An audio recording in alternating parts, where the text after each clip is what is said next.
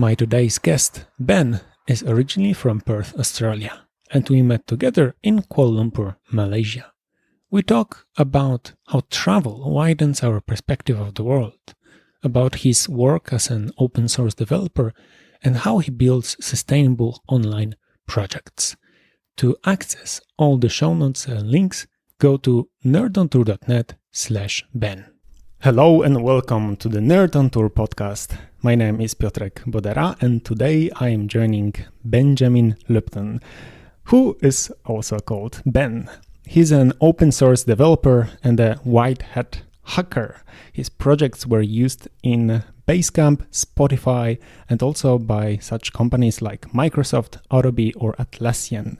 He's in top 10% for JavaScript, Node.js, jQuery, HTML5, and Ajax on Stack Overflow.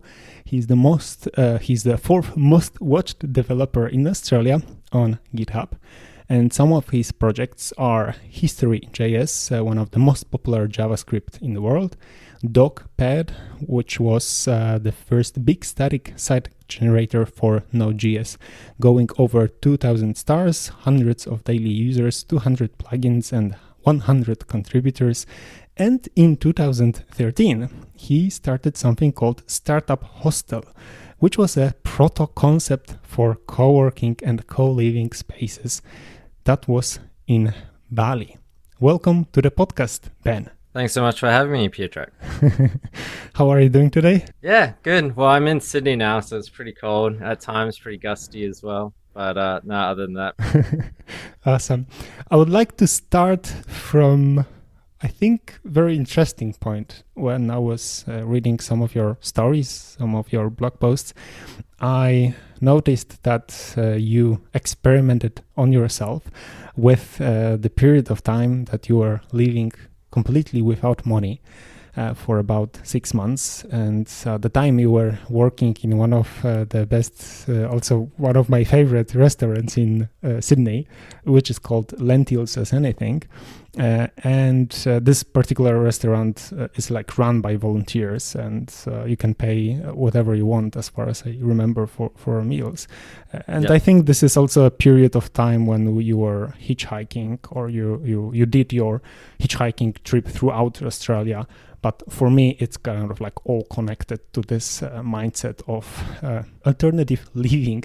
Can you tell more about why did you do this and what did you learn from it? I actually have a post going into like all the intricate details for that. It's just like a guest on GitHub. I'll share the link with you and you can put it in the show notes. However, it more occurred quite gradually. I went and taught JavaScript at a school in Berlin. So teach data scientists JavaScript programming, and that was quite rewarding. But at the same time, Berlin's quite known for its kind of moneyless culture or squatting culture, or what do we call it, environmental culture, things like that, like ways to kind of push back against capitalism, or rather the negatives of capitalism. There's plenty of positives about it as well. And I kind of got introduced into dumpster diving, got introduced to squatting in Berlin. So, for instance, they have an airport there, an old airport. They turned it into a park rather than just bulldozing it. Abandoned buildings, if generally can be used, it seems, over there for communities or communes to kind of take over and restore and use as soup kitchens, things like that. And so you get to see like a lot of food waste. Like most of the food we produce ends up being thrown out. This is just inefficiencies of distribution. So I kind of got introduced to that kind of world of, hey, there's these bad parts of capitalism that aren't really being addressed. So maybe we can do things to kind of improve on that. And then afterwards, that kind of led me into discovering hitchhiking from an offset of a book called The Moneyless Manifesto by Mark Boyle. He had been living without money for a complete year. He wrote a biography called The Moneyless Man about that. And that really inspired me. It's kind of like for each category of life, what are the ways of achieving it without money?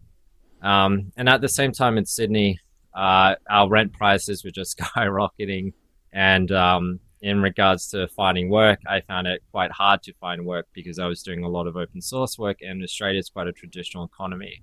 the main work for programmers would be in government, medical, uh, or banking, and other ones, but they all have like really restrictive intellectual property laws. So it was pretty much that, sorry, contracts. And it would be a situation where I would go through all the interviews, get like the offer, and then they'll be like, okay, however, you have to stop your open source work or we would have to own it. And that would always be the ultimatum I would be given. And I would always say no. And things kind of ran out. And then it seemed moneyless was just way easier to actually do. So I did dumpster diving, did volunteering at Land Towards Anything as my primary source of food for a while. And well, shelter was just like sleeping in parks, sleeping in cemeteries, things like that. Hygiene is the biggest issue you will have with like that homeless or whatever lifestyle. There's other equivocations of that word you could use. But yeah, after that, then hitchhiking, went on to do hitchhiking instead. And that was really rewarding, incredibly rewarding. If anyone wants to do anything in regards to the moneyless life, I would certainly suggest hitchhiking. You can just do it over a weekend. With COVID, I think the fear of COVID, not rather COVID itself, but the fear of it would probably diminish your ability to hitchhike successfully. But the benefit of hitchhiking is you get to you're forced to get along with somebody for an extended period of time. And because otherwise they'll throw you out and you'd be without a ride. You actually have to get along with somebody who is a complete stranger to get where you want to go. So you learn how to kind of build rapport with people across every single different way of life possible. So I ended up hitchhiking like about 6,000 kilometers one way and then 4,000 kilometers back. I can't remember the whole distance I traveled, but it was like Perth to the Outback, Uluru, Alice Springs, to Brisbane, and then down the coast back to Sydney, Melbourne, Adelaide, and then back to Perth. So very big. It's kind of like the size of USA is what I hitchhiked. So. Yeah. I also did a little bit of hitchhiking in Australia, and I totally agree that it's very rewarding. You never know when someone will pick you up, so like keeping high spirits and staying positive is like extremely important, because after 15 minutes you can be like very down, like, oh, nobody wants to help me. Yeah. But with this attitude you will never find another person who will help you. And then when the person finally comes, it's really diverse. Yeah, it's I don't know if it's made by some grand design in the universe, but it seems that there is never similar person that would pick you up. Yeah, like sometimes it's a businessman who is just looking for some interesting story because he remembers that when he was a teenager he was trying to do some hitchhiking. And other times I remember there was a strange couple that was into birds, like breeding parrots, and my like a passenger next to me was a parrot in a cage in the back of the car. So it was really interesting to do it in Australia. So I think it a little bit connects to the Australian culture in general. It seems that the freedom or the perception of individual freedom is kind of important, and you do associate yourself with this culture, with this country. So could you tell a bit more? How do you view it? Sure.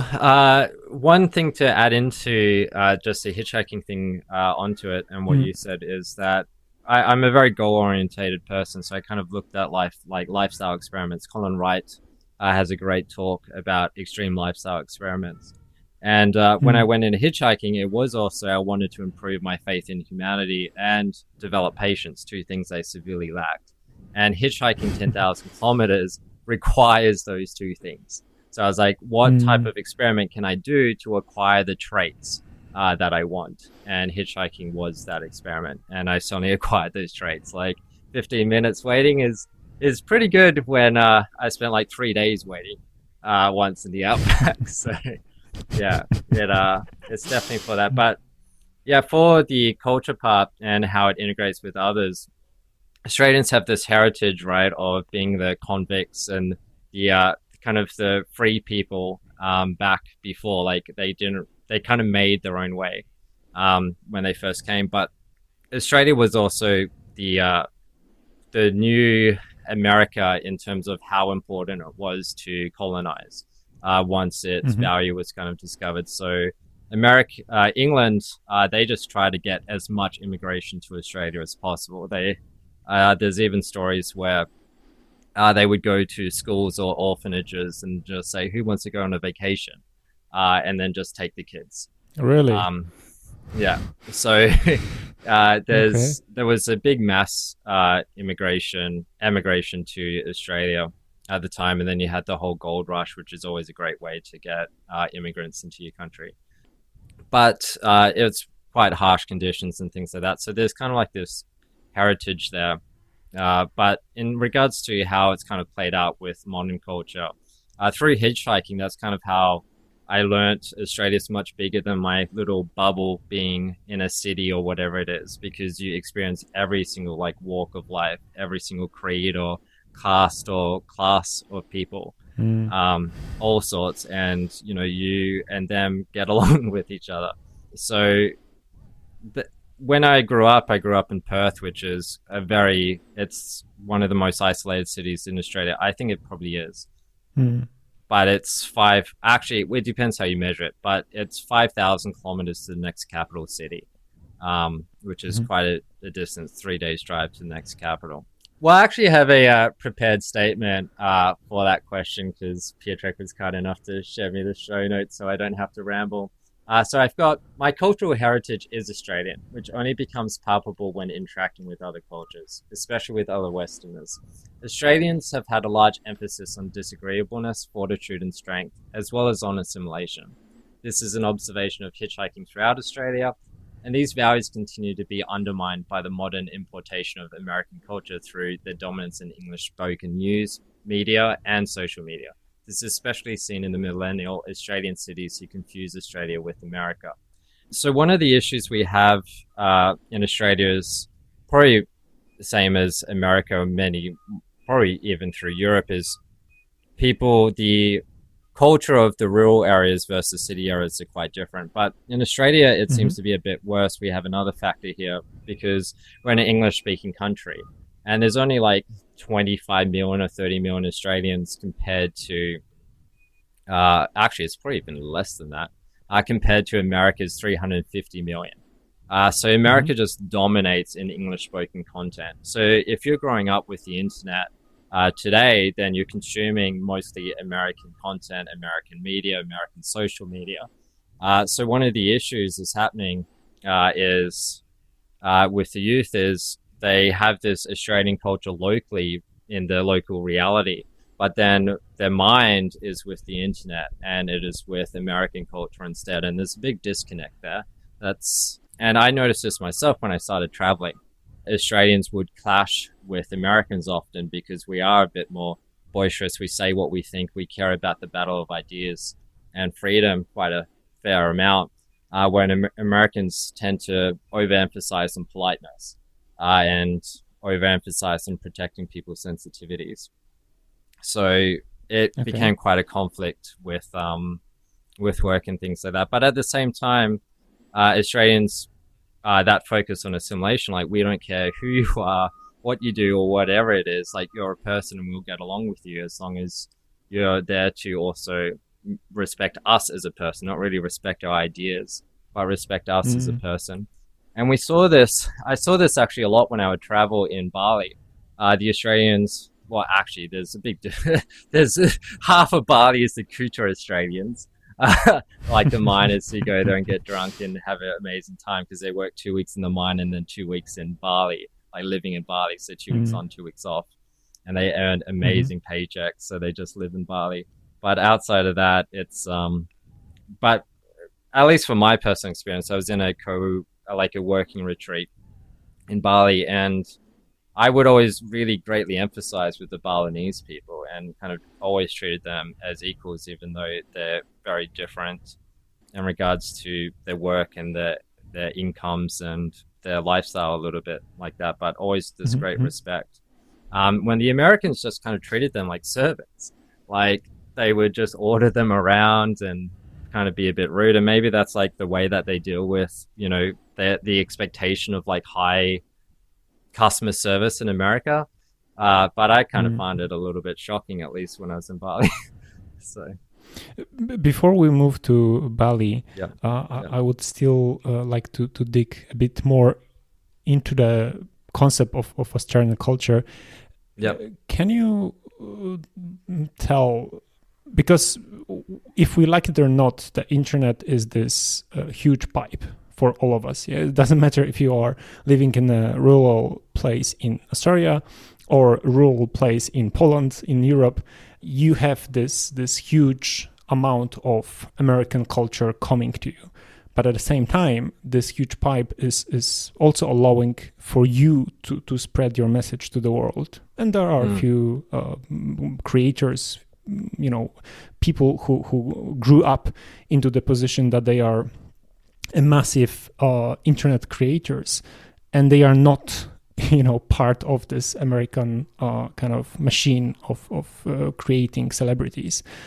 So how do you see it today? Like, is there a way for Australians, or do you have your own way of spreading those values that you are talking about and not getting into the machine of Americanized culture?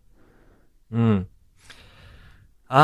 it's a little bit tricky. Like, at least in the Australia, the internet connections are quite poor unless you've benefited from the national broadband network. But even then, the earlier rollouts of that would be fiber, but artificially constrained to like 40 megabits, 80 megabits, or 100 megabits with different ups on those as well. So where we are, we're paying like 50 USD a month. Obviously, those prices in Australian, but no one knows what the Australian dollar is. So I'll just say like 50 USD a month. Thank you. Yeah, what is it? Yeah, 40 megabits down and then like 20 megabits up. But then at my mum's place back in Perth, they would be getting like 100 megabits up and then like 100 megabits down and then something up as well for about maybe a little bit more. But that's the NBN, and the NBN has only rolled out to like a minority of the city folk. But in the country, they're still on dial-up or satellite connections, like 2 megabits connections, things like that. The rural areas. We actually went to see a family member who lives in the central coast of Australia, and that, like, you don't really get cell reception there unless you're on Telstra. So, yeah, the internet connection is not equal in Australia, and it is quite expensive. And in regards to like Australian internet celebrities, I think we do have a few. We've got Pogo, a musician. We've got Aussie Man Reacts, which is like a comedian. We do quite well actually on comedians. But yeah, outside of and then we have at least the ones I know of, a lot of political commentators. We also have probably a few famous vegans as well, who kind of talk about that, and probably then like your typical surfers and your typical careers. But yeah, what's the question again? Because how I maintain spreading the culture. Yeah, exactly. Because it's important to know some examples of those internet creators that are making their life by getting into the global audience. But what's your approach to this? Because I think, at least from my perspective, culture is like one of the best products that anyone can create and spread to the world. And if they want to dip it into the sauce of their own culture, it's even better. Yeah, because people tend to realize like, oh, I really like this Aussie guy. Yeah? And it's always this connection that, oh, there is Australia as a country. They have some interesting parts of their culture. So this guy is just one example of, showing this to the world. So do you have some particular creations, projects that tend to spread this message? Right. Yeah. Well, it's hard because we're always talking about generalizations, but generalizations are generally the way they are because generally they are true. So, a generalization about Australian culture is what is general about many Australians, right? Because if they were all the same, then there wouldn't be any point of separating them. So at least for me, it kind of ties a little bit into what I do. It's kind of a struggle. I don't particularly think like I need to spread Australian culture. Australian culture has like done a lot of things better than the USA, but at the same time, there's a few things I think the USA does better. Like all cultures have like their benefits and the cons. I don't really look at myself as like, a Australian patriot who wants to spread Australian culture as much as possible. I just want to take the best from any culture and then kind of learn from that, and also embrace different cultures at different times, whichever one seems right at the time or serves you best at the time. But one of the things I think is really important about Australia that we have done well is that freedom of debate and that freedom of speech. I think we do it very well. We don't have one of the things. It's kind of hard because like in America, there's these riots or these protests, like they always get pretty vicious, like pretty intense. Not always, obviously, but generally when I look at American protests, I see people chanting and screaming, and it's very monotonous, very boring, and very forceful. When Australian protests, I've attended a few, and you would have marches of a few thousand people, and it'll be peaceful. And yeah, maybe there would be chanting, but the chanting is a little bit weird because it's a little bit cultic. But they would never go into this type of violence or any type of rioting. And we actually see this with kind of the way I think Australians kind of operate here in regards to the culture. There's a famous video when Lauren Southern, a kind of political commentator, came to Australia, and she went outside a mosque and then started interrogating these Muslims. And then the police came and said, hey, look, you're disturbing the peace. And she's like, don't you have freedom of speech? And then it was like, well, you do, but you're not allowed to disturb the civility of other people. You also have to be civil. And they're not really wanting to engage. You need to create a space where people want to engage. You need to, have the consent and have that space.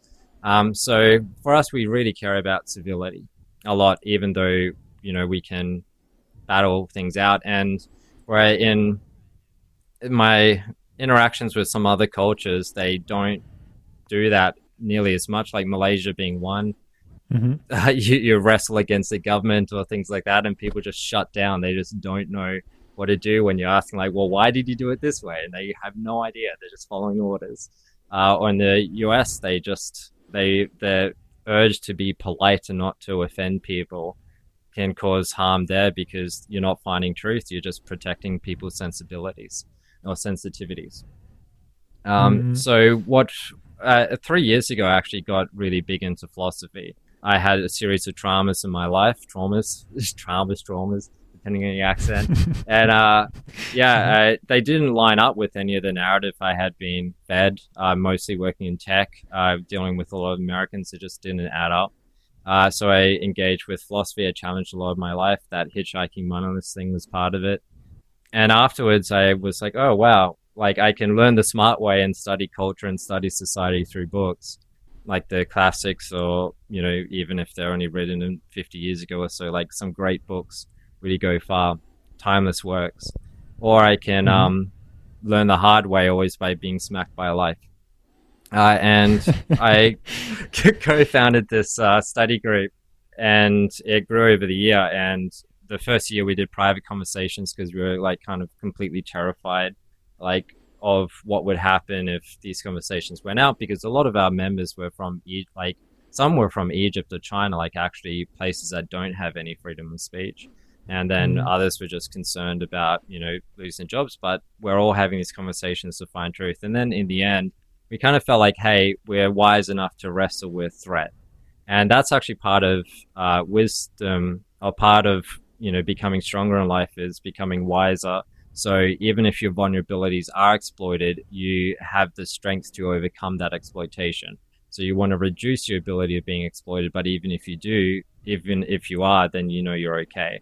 So we kind of became wiser, and then we're like, hey, we should share what we're actually knowing. So we set up the Beverly community, which is this study group to kind of develop collaborative wisdom. Mm-hmm. And that's worked really well. We've kind of, highly diverse participants, not so much in the public Okay, calls, okay. but more in the Let private me calls. Yep. pause you for a second. Yep. Then I would like to dig in more Right. into Beverly project in a second. Yep. But Okay. just to rewind a bit into the part when you were saying about exploring different cultures and Yep.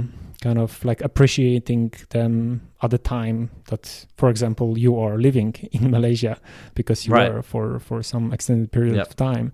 And I think this is a really nice segue to talk more about the digital nomad journey. Yeah, that the Okay.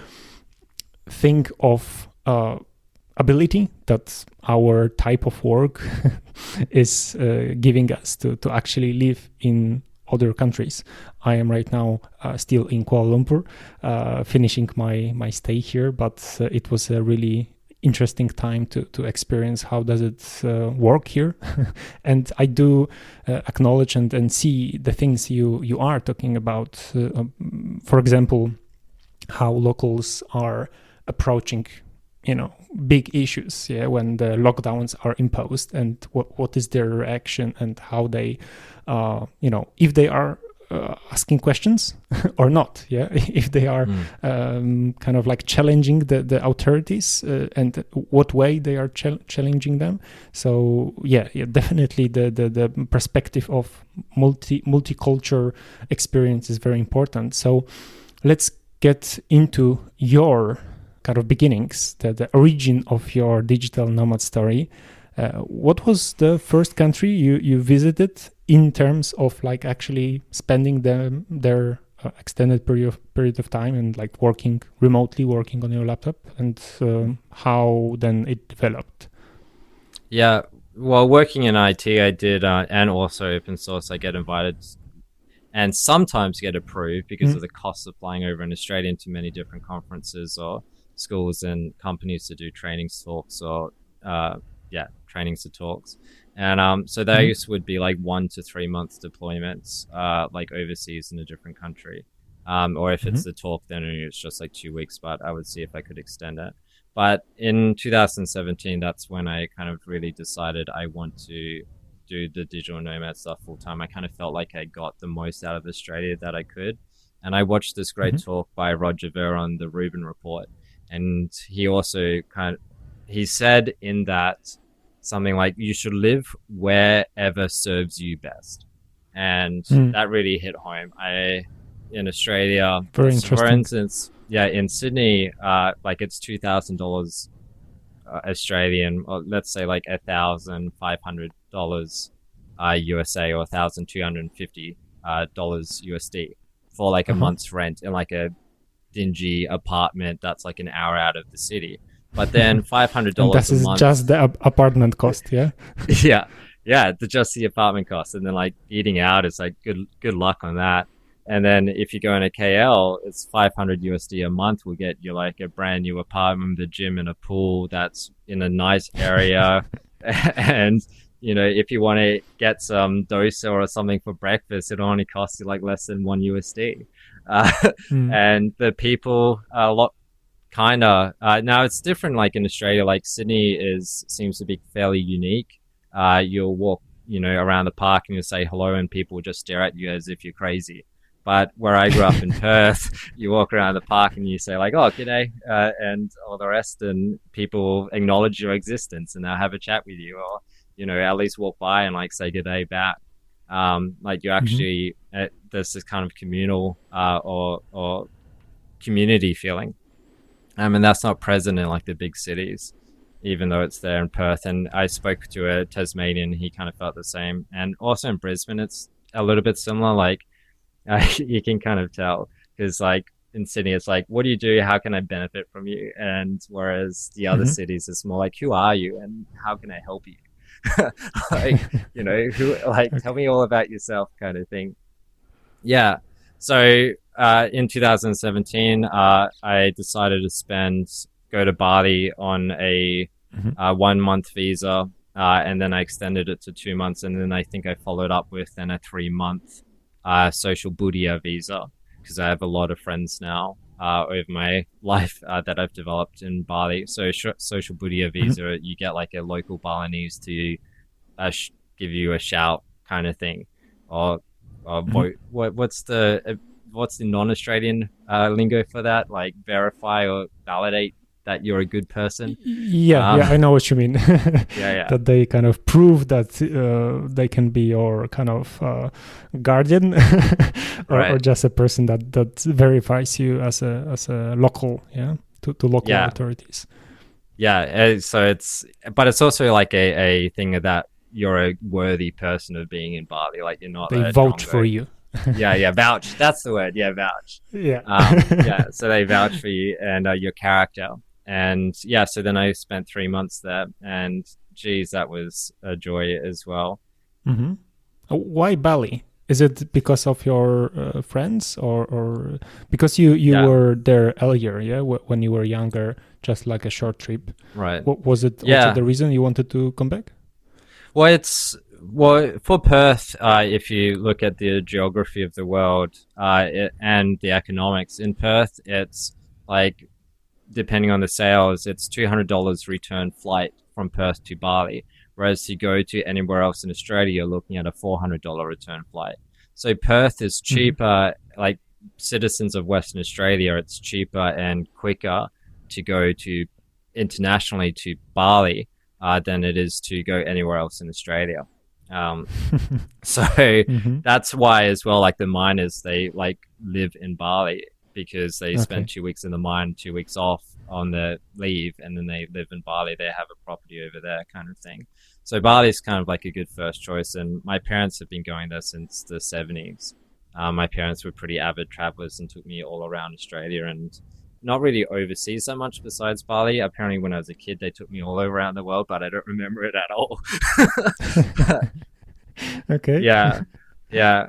But Bali really shaped me. Like when I first went there when I was 18.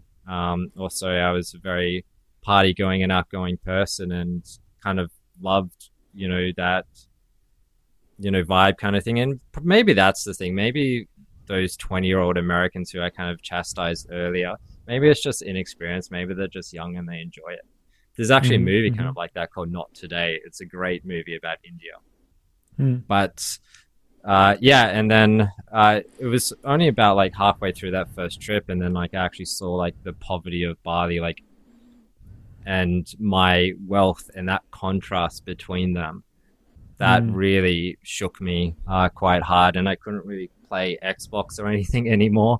When I got back home, I couldn't really Okay. enjoy myself anymore because I was just imagined that poverty, and yeah, that really kind of cemented in me like a need to like do good for people, and that's also why I burnt But out from the rat race in Sydney because I didn't but felt like making okay. coffee So apps for was rich there? people was a Uh, good thing. Yeah, I understand the kind yeah, of implication of your yeah, experience, but I just want to be sure.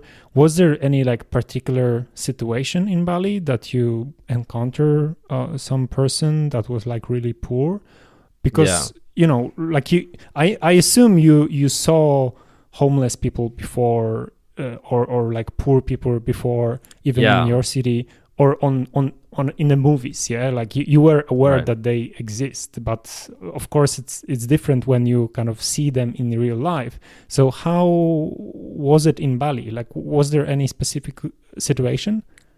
Yeah. Yeah. Well, so back then, Bali was very different than it is now. Now it's hugely gentrified. Mm-hmm. There is still poverty in some areas, and I have friends in those towns. And, but even then, and like it's very different. So, like, what happened in that trip was we started off in like Kuta and Seminyak and all that, like the party areas. And then my father hired a bus for me and my friend, and my friend was, from Brazil, and Mm-hmm. maybe a bit older than me, but we were just two guys, and my dad kind of just like really enjoying it. But my dad's a lot wiser there, and yeah, we traveled around the island, and at times you would see like kids try and sell you postcards, and then you realize from the exchange rate you just pay like $20 for a postcard, and then you would get annoyed at Mm-hmm. that, and then my dad would say, well, think of it this way: you just gave them like rice for a month, or something like that. Okay.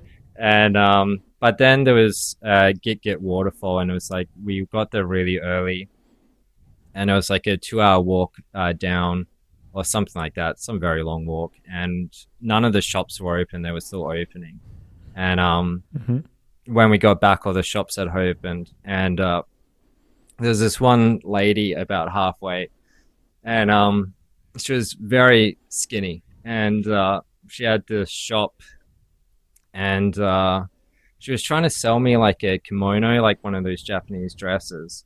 And I was like, Yeah. I have no need for this. And it started off like $20, and then $10, and then $5, and then $1, and then 50 cents, and then like 5 cents, and then like 1 cent. And she's just on her knees, like begging me to buy this.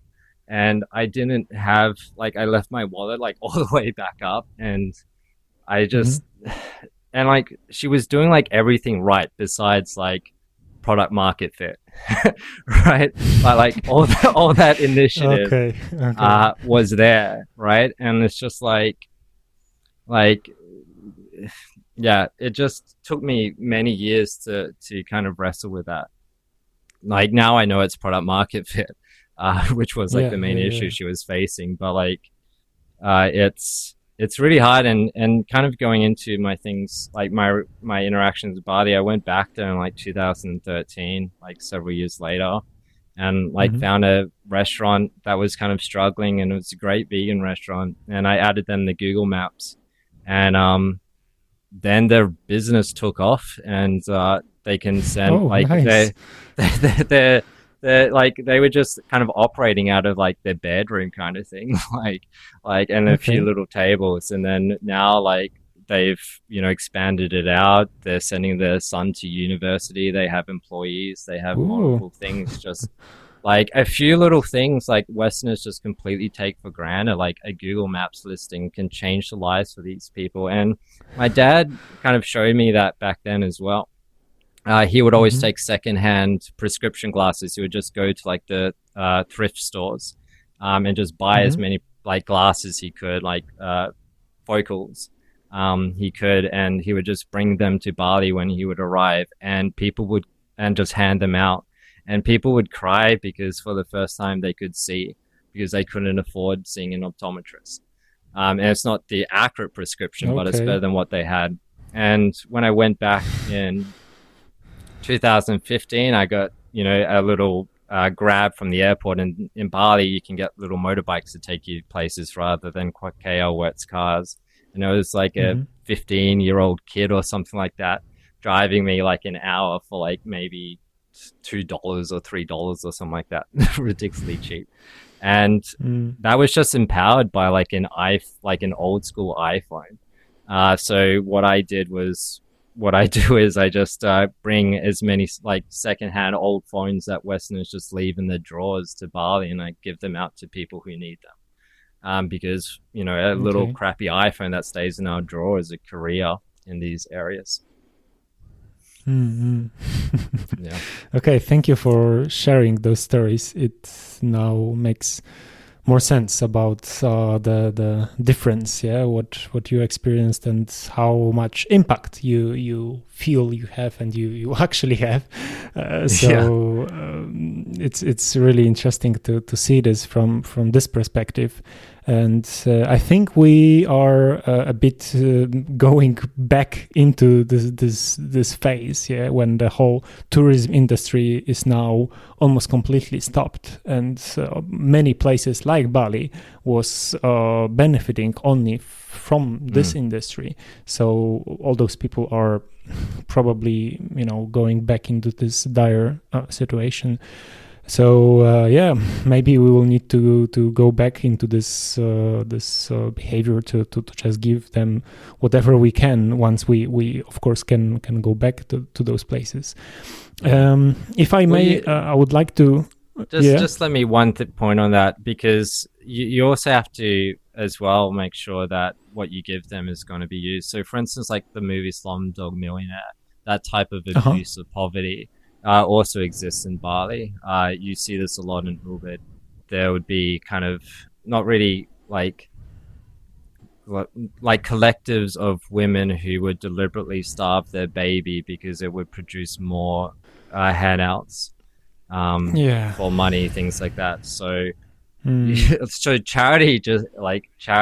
blind charity isn't the answer, and that type of undiscriminatory compassion can do a lot of harm. The movie Slumdog Millionaire, or even the movie Not Today, kind of goes into that. Mm. Yeah, I do totally agree with the statement that like the worst thing you can do to, let's say, poor kids, doesn't matter if it's in Bali or in some African countries or even in your neighborhood, and you bring like a bag of sweets, yeah, or some candies, and just hand them.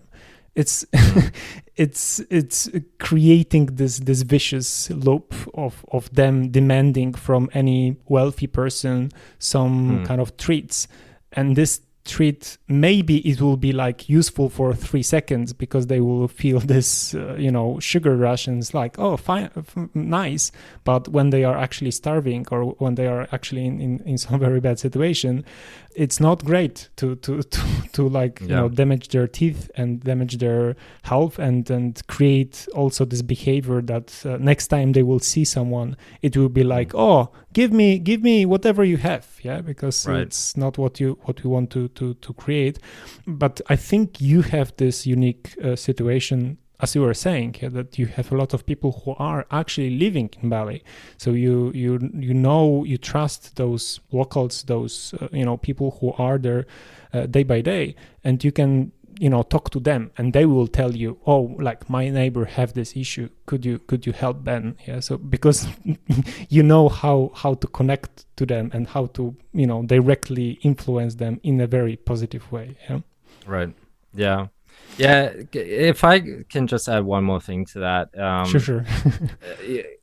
To cement what you were saying, is I did like a tour in 2017 with a Papuan girl, just a friend, and we went on the western coast, and there's this man, an old man, probably 70 or so, and he was just like picking up plastics on the ocean.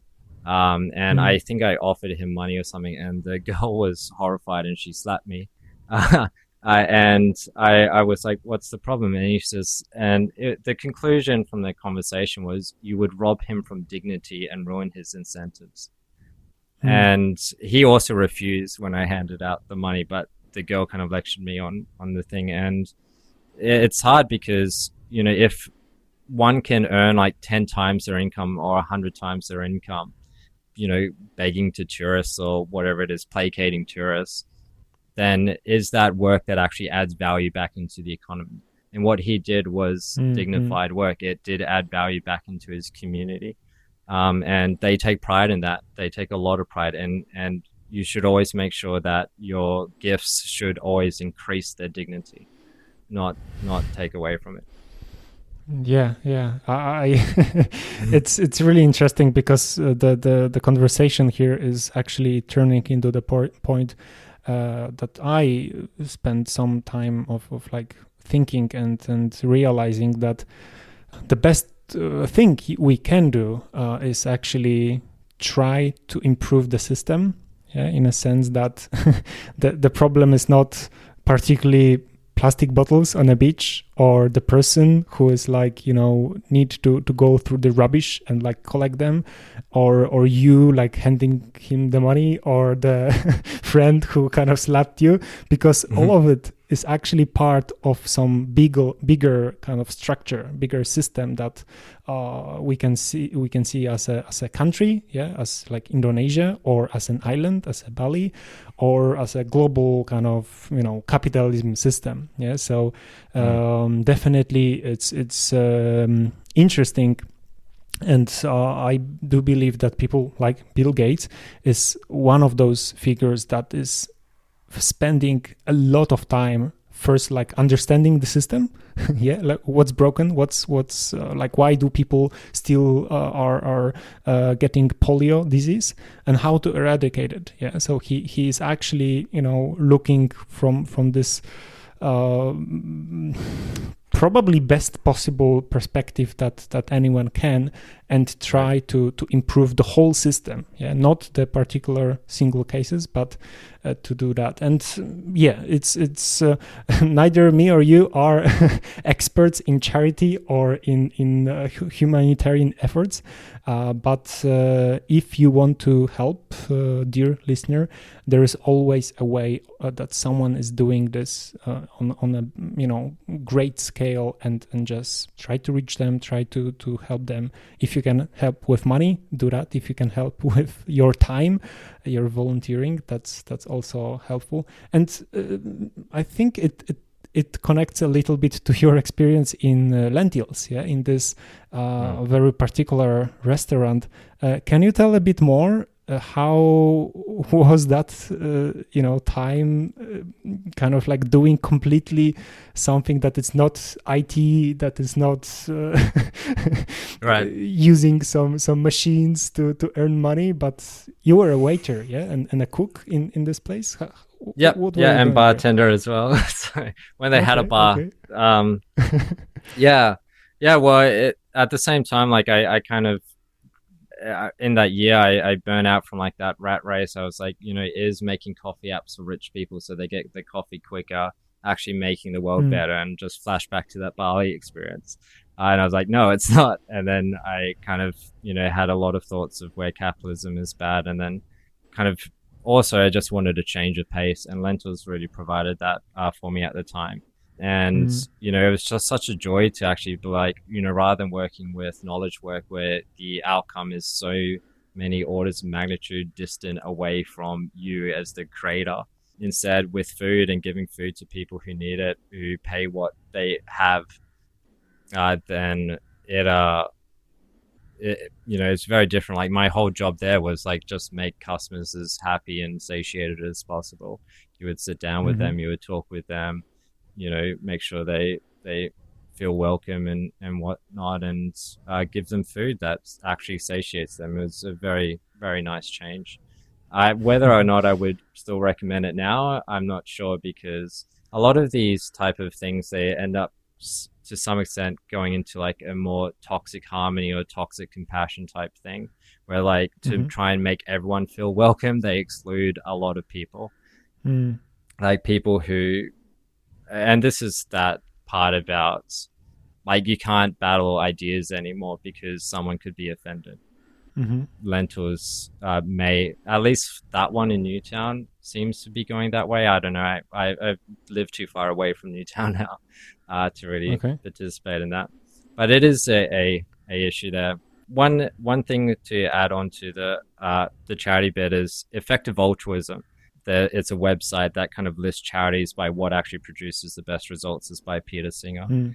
For Bill Gates, I'm not actually sure whether I'm as enthused by him as you are, because some of the things they could do is like eliminate patents, or at least allow other countries to do things like there's a movie like Blood on Water or something like that, which is about like the patent issues with pharmaceuticals in Africa versus India, and kind of the cost of lives that happened there because they want that return on investment, or to some extent maybe they already have it and they're just abusing power.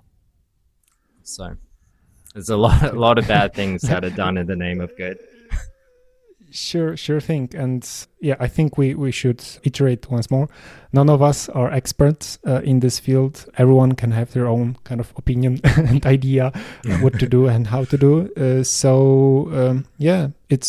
just a thing that we also need to learn throughout our lives. It's definitely not a thing that you can just watch a 3-minute video on YouTube and pretend that you completely get what the world is about and what the issue is about and how to solve it.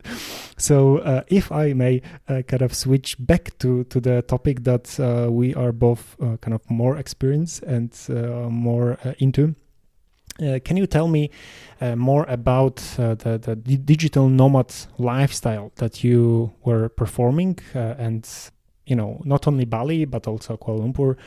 Were there also other places, and how do you kind of schedule your work when you were in those places? Right. Yeah. So I initially set out in Thailand, and then I ended up finding KL and staying at the hatchery. KL mean Kuala Hmm. Lumpur in Malaysia. And I stayed there. I can't remember. I think I booked it maybe for 2 weeks and then extended it on. And I think I can't remember how long I stayed there, but it was quite a long time, maybe 3 or 6 months. And then I ended up going to Cyberjaya. But the issue with Kuala Lumpur is it's 3 month visas, which is one of the best for Asia. So Yes, uh, definitely. yeah, because Bali it's 1 month visa, which sometimes you can renew for another month, but then it's a lot of paperwork, a lot of marking around, or you can get the social Budia visa, which is the way to go.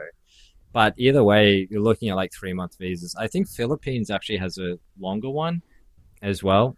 I at the time Hmm. I did like a spreadsheet of all the different countries, what their tax requirements are, as well as what their visa requirements are. And Malaysia was Nice. one of the best options for that. Philippines was another one. I just maybe my life would have been very different if I selected Philippines. Mm. But yeah, Malaysia, Kuala Lumpur is fantastic. It's where my quality of life has probably been highest. You get great apartments, very affordable for Westerners. If you work in as a information worker, KL is great because it's high quality internet, stable infrastructure, and kind of like a first world experience. The only issue Mm. where I really struggled with there was nutrition.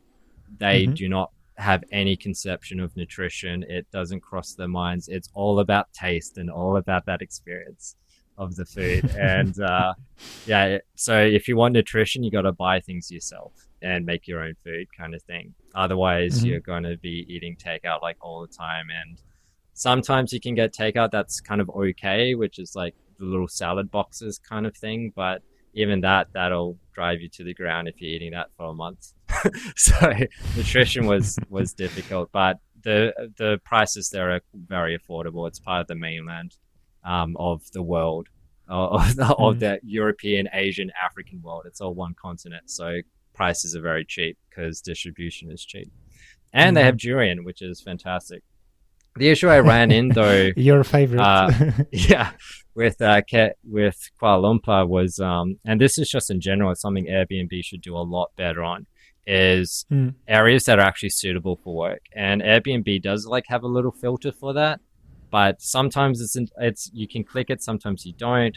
But the issue is you would get to an Airbnb and it's completely undersupplied. They've done the minimal necessary to market the place to you. You have to buy like new utensils, new kitchen things to stay long term because you actually want to Mm. stay long term. You're not a backpacker, you're a digital nomad. So you have to restock the kitchen, you have to, do the whole shebang. You buy a lot to make the life more comfortable. And then 3 months later, you got to pack it all up and then go somewhere else for a minimum of 7 days. And then you come back Mm. and, you're probably going to go that 7 day thing. Like, who just wants to go somewhere for 7 days? You're probably going to turn that into 2 weeks or a month or something like that and enjoy somewhere else. But it's like the minimum of 7 days. Then you got to go back. And if you're staying somewhere else because you couldn't renew the rental or whatever, then you have to buy everything all again. You have to reestablish everything, figure out where the supermarket is, what is all the routes. Like, you just Mm. go through this thing where every 3 months your life is like kind of thrown, your work is kind of put on pause. And if you go to Bali, Bali is another can of worms where like the internet is absolutely abysmal, the infrastructure is abysmal, and there could be the co-working spaces could be good, but with Bali, because of Mm. the intense gentrification, the publicity the island has, every year you go, it's different, it's more gentrified. A place you love may not even exist anymore. It probably got knocked down for something else, or the previous co-working Okay. space you went is now overcrowded and the internet is now crap. So I, with It's Bali, just it's like, changing really yeah. fast. Yeah. So in Bali, my Okay. suggestion is just like, just get a SIM card. Data is so cheap. Don't do it like I have Google Map reviews. I can probably share it with Pietrek about where at least I Hmm. go. But yeah, just get SIM card, high Google data, and sorry, high data, and then just work at a comfortable apartment or wherever it is that you would live. Mm. And that would be a good cementing for that. Otherwise, try some of the co-working spaces. There's actually one that I think is quite good, but whether it's still good now, who knows? Because Bali's always changing. But the issue is, it's just not. It's hot, it's humid, and it's beautiful weather, like all the time nearly. You want to be outside enjoying the paradise of the island.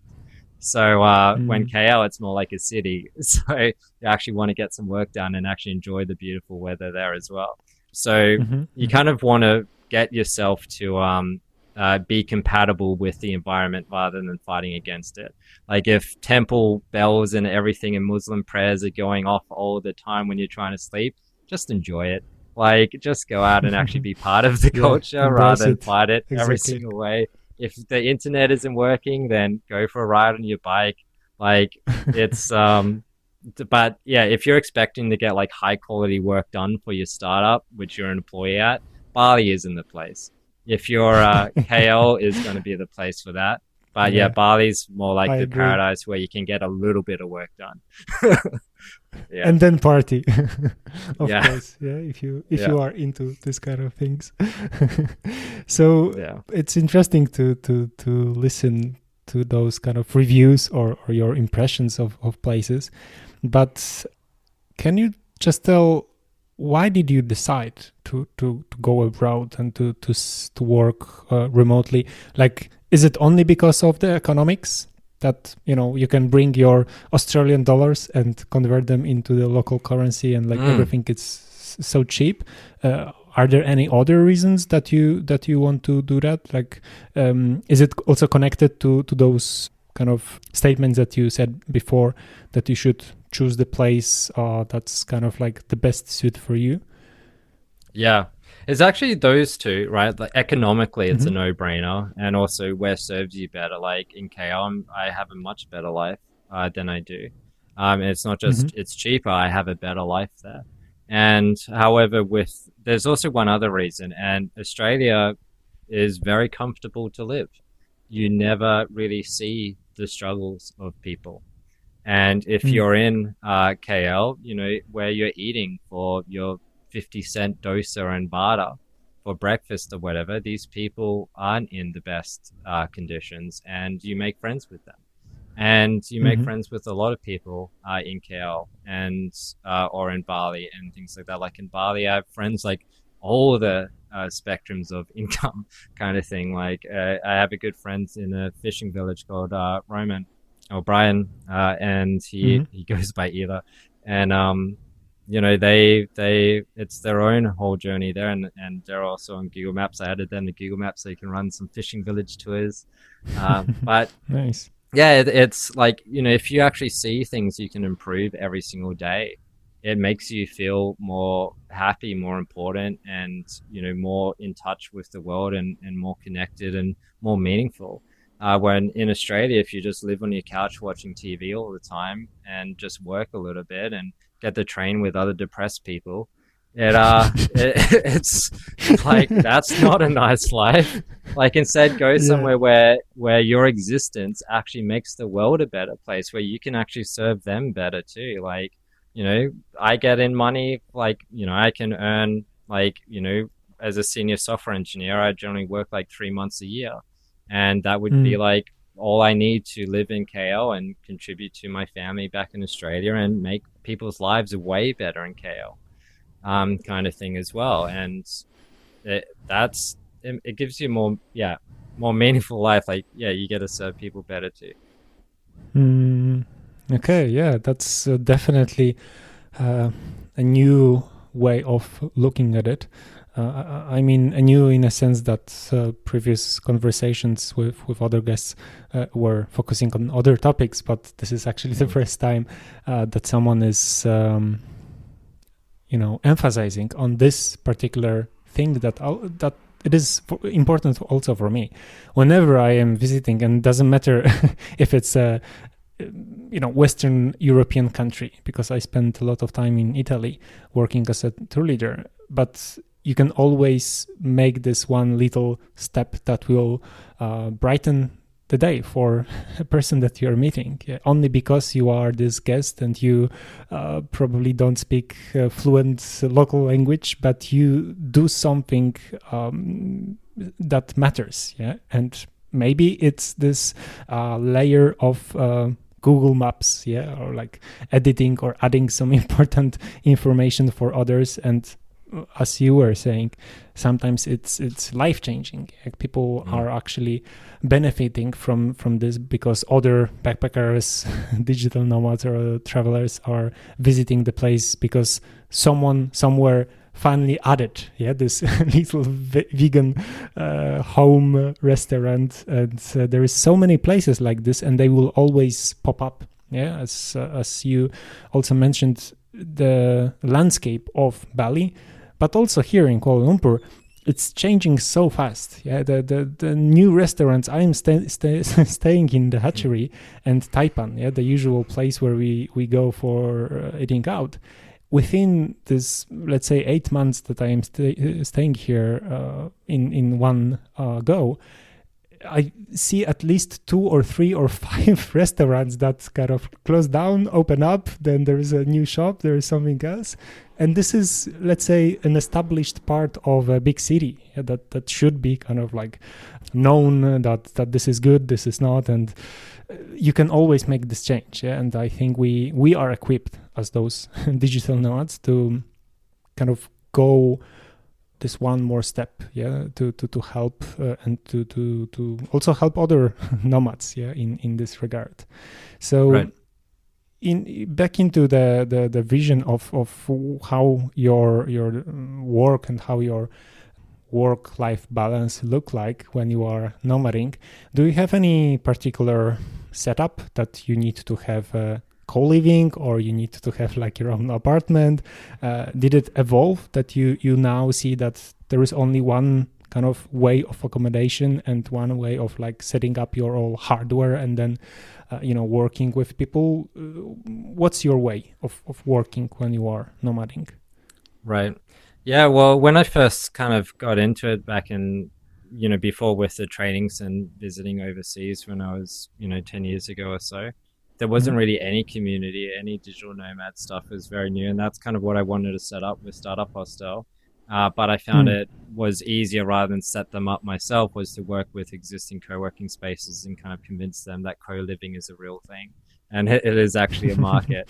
And I was delightfully surprised when I really helped further that idea with a few others. And I was delightfully surprised when I discovered Hatchery and in 2018 and went there, which is the co-living space you're at, run by Kevin and Lane. And so what I would recommend now with this broader infrastructure that is available to digital nomads is start off with like a co-living space. You'll get all the resources you need to kind of integrate yourself locally. And then eventually everyone kind of gets tired of living with other people. You want some more space, you want to do your own routine, things like that. It also probably depends on your personality type, like how quickly that frustration occurs, right? Like if you're extroverted, it'll probably be a while longer. True. If you're introverted, it'll probably be very quickly. But you can always, start there and then move and then go there for the community and return back there. So, in Hatchery, there's a tradition of a Ben Day. Where it's like every Monday or whenever it was. Named after you, of course. Yeah. We would go for a run and dinner and whatnot. And that's continued to evolve because that's one of the things which we haven't scheduled for this, but it is really important, which is one of the hardships about being digital nomad is your friends are travelers. And like, that's just your personality. Like if you're a traveling personality, your friends are travelers, and it means your friends are scattered all over the world. And that can be quite isolating at times. And it can also be very difficult when you make good friends and then they leave. So one of the little tips there is make sure you continue the tradition that you would have with those friends. And that way the pain hurts less when they go. So that's just a little tip there. But little tip so from Uncle Ben. And then but for once you get your own place, scout out for different areas. People will like different areas. I personally love Cyberjaya in KL. Other people like other areas like Cyberjaya that most people think it's like a ghost town, but that's perfect for me. I like that relaxation, the lake and the nature and the food and how close it is. And yeah, you want to find areas that you actually jive with. So I'd say maybe like spend a month in different areas and find one that really jives with you. And then even in that area, just spend some time at different ones and, different areas. Like your experience, like first time I started in Cyberjaya, I started like on the other side of it. And then eventually I moved to the other side of it. And I really liked the eastern side a lot more. It really changed my experience quite for the better. So even little areas, your experience can change. So I would say like build a big social group, try different areas and find areas that are good. You're always going to have that thing of restocking the area and all of that. But once you found a place you've settled in, life does become easier, but you still have your visa runs. And until countries around the world realize digital nomadism is a great way for improving their local economies, which is happening with small steps. Yeah. Some countries are finally introducing this kind of visas. Yeah, like Malaysia is working on is doing trial runs of a digital entrepreneurship visa. And hopefully that goes from just a trial to an official rollout. Once that happens, they'll probably return because that will make life way better. Getting a 1 to like 5 year visa or something like that will make life way better. By the way, I don't know if you know, but Airbnb, of course, was hit when the whole situation with the pandemic started.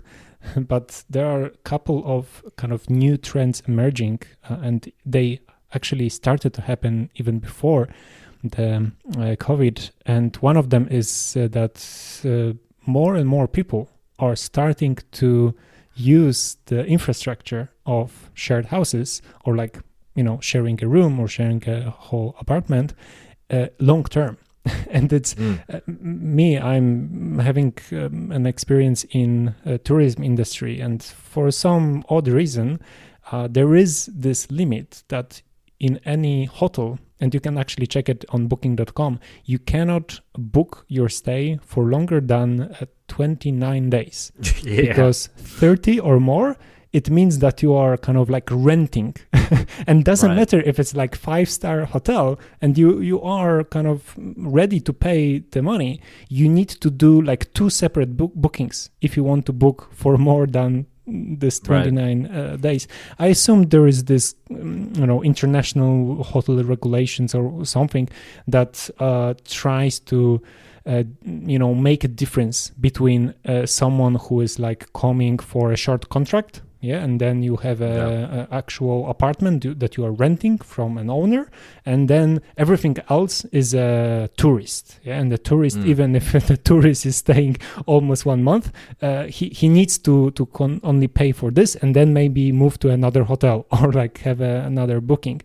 So with Airbnb, what they are actually pushing forward is this notion that, okay, if my work is primarily on my laptop, then I can work 3 months here, then 3 months there. And even now when the flights are spotty and it's not easy to travel internationally, you can do this within your own country. If you like to be in Australia and like spend 3 months in Sydney and then 3 months in Brisbane and then 3 months somewhere else, you can do that. You can get a car or even travel by train or some buses, and then do this kind of way of living that is similar to digital nomad. Of course, it's not a time to kind of look for a particular definition, what it is, what is not. But I think this is kind of this really interesting direction that even now there is more listings of houses and apartments on Airbnb than it was before the pandemic, which is also interesting. That people are willing to, keep higher standards of hygiene kind of like use, I don't know, better detergents or wash the bed sheets more often, or do this mandatory kind of gap between one and another guest, that there have to be like at least 1 or 2 days to kind of refresh the whole place for another guest. But yeah, it's really interesting to see what's happening. And this gives me another question about the startup hostel. It was in 2013, so quite a long time ago. Where this idea came from? Like, have you heard about the co-living before you started this, or it came after? Like, please explain, because it's super interesting that you were involved into kind of creating this whole scene. Yeah, well, that's why it's called startup hostel rather than co-living, because no one had come up with co-living yet. So yeah, which is it's really funny because because I was doing those stints overseas all the time, and as well, like in Australia, you travel quite a bit for work, and like I always knew that this market would expand. And yeah, I attended like a work retreat in Thailand for like a month. And in beginning of 2013, and then I followed that up with a talk in India. But even at the co-working thing, I'm like, look, this is a market. Like, we need to do something about this. Let's get this going. And we're brainstorming with different people about like what it could be called and everything like that. And then he's just like, one of the guys there, Greg Gottman, he was just like, hey, you know what this is? This is like essentially a hostel for startup folk. You should just call it startup hostel. And I was like, man, that's good. Clever name at the time. Yeah, and then I flew to Bali for like a month and just like visited everywhere to try and find somewhere that would meet the requirements. And Jesus, that was a nightmare. And then I found Hubbard and talked with them. And then I found a company called Mailpile, who was operating from Guyana. And Hubbard, they had like some more premium villas for like rentals for like more events and things like that. And I was like, no, this isn't really a thing. But Peter's great.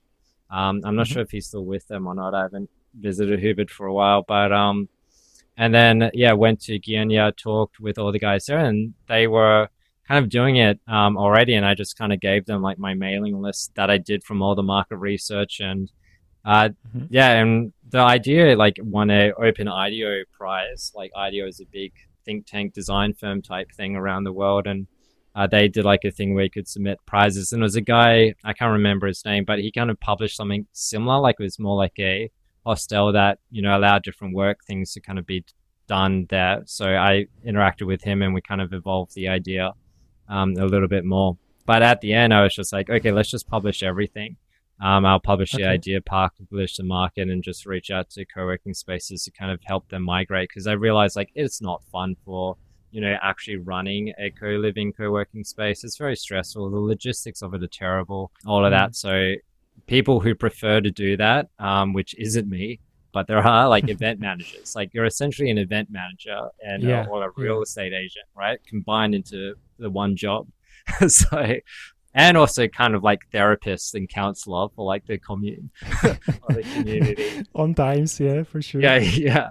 So it's, so then it ended up just getting moved into this huge co-living movement instead. And this is going to continue, like, especially with Skylink, the Elon Musk internet company gets off the ground.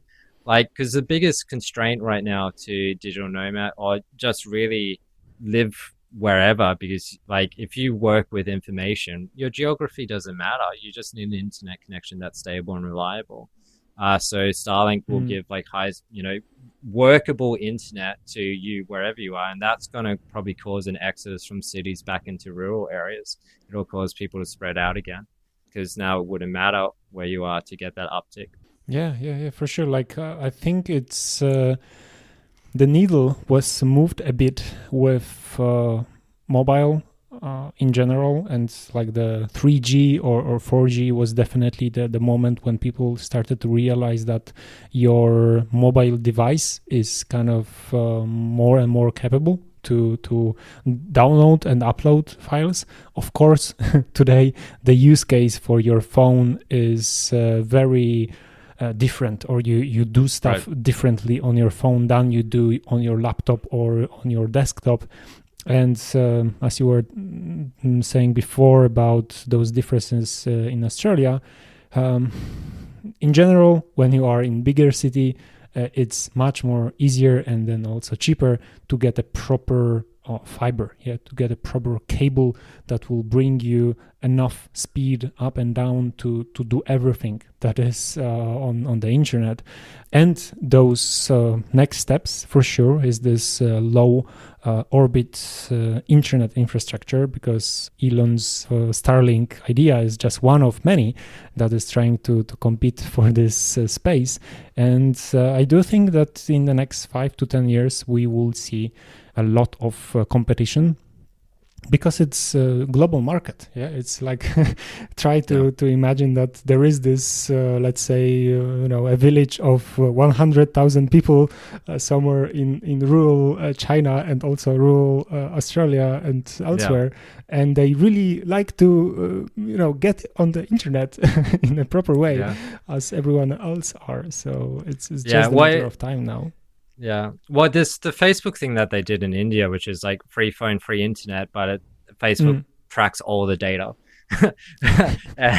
But what will the way it'll probably happen is, what I mean, it's good as well. Like a connected person, like I don't know, that's a different discussion for the ethics of data collection.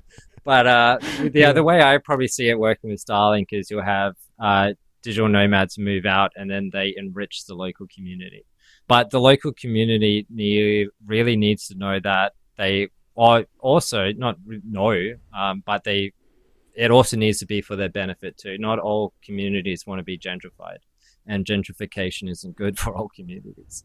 It's like the fishing village in Bali, like a lot of the fishermen on the coast, like the northeast coast or the northwest coast, they'll play like really loud music on the boats to kind of deter the tourists and the expanding gentrification of hotels along the villages, because they're not educated enough to get jobs in a industrialized society, like in the gentrified society.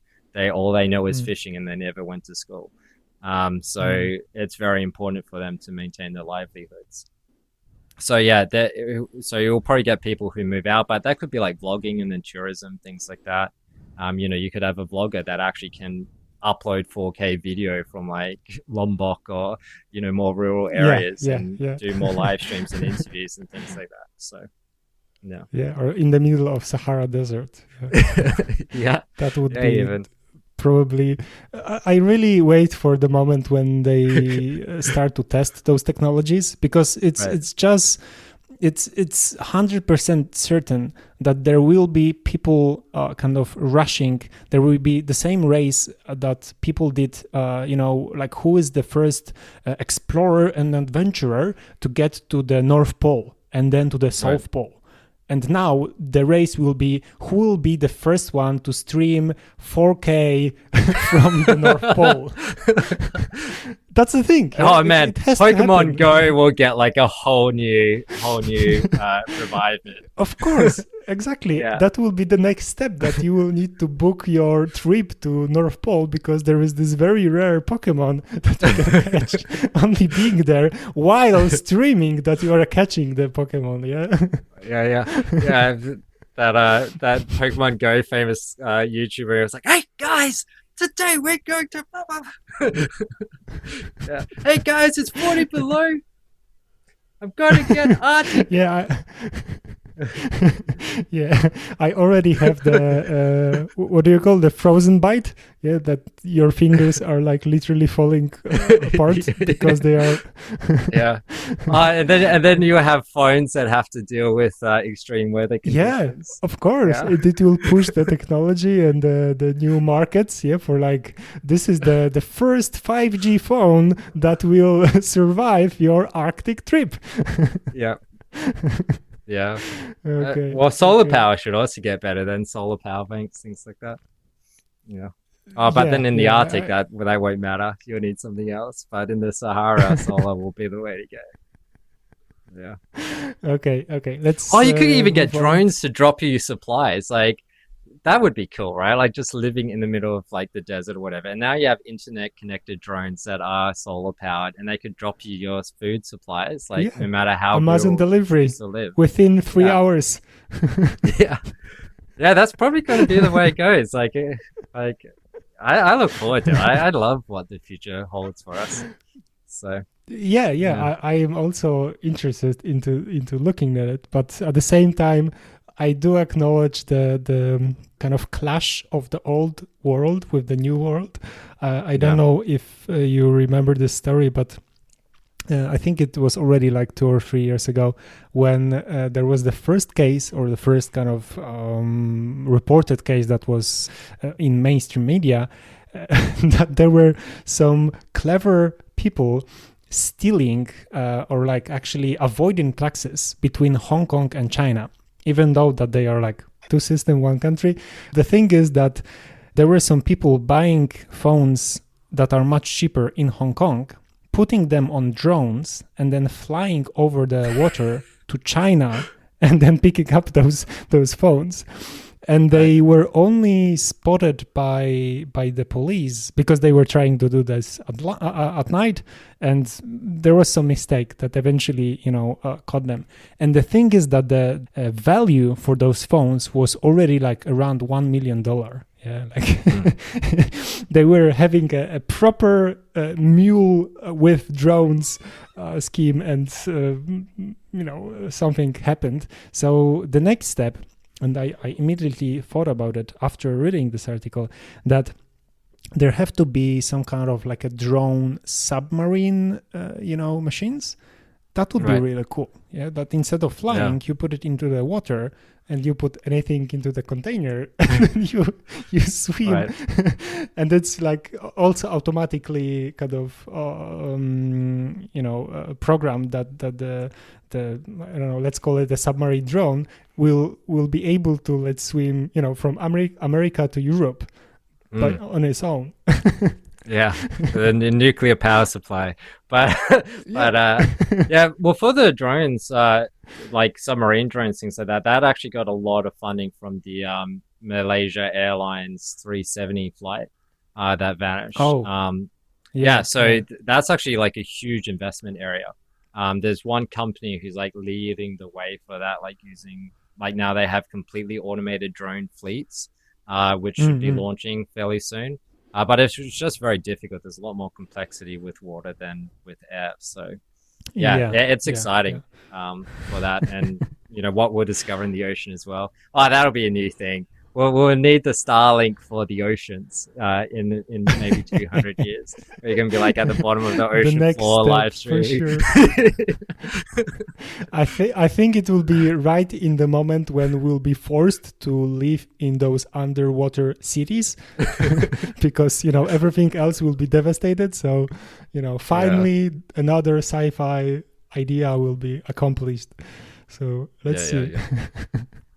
Okay, let's get back to those projects of yours, because Startup Hostels was just kind of like the beginning of interesting idea. You realize that it's not really for you, but today you are focusing on more, let's say, software-based projects. And Bevry, as you mentioned, is this company, but also a community that is focused on collaboration, on thinking and discussing about different philosophy topics.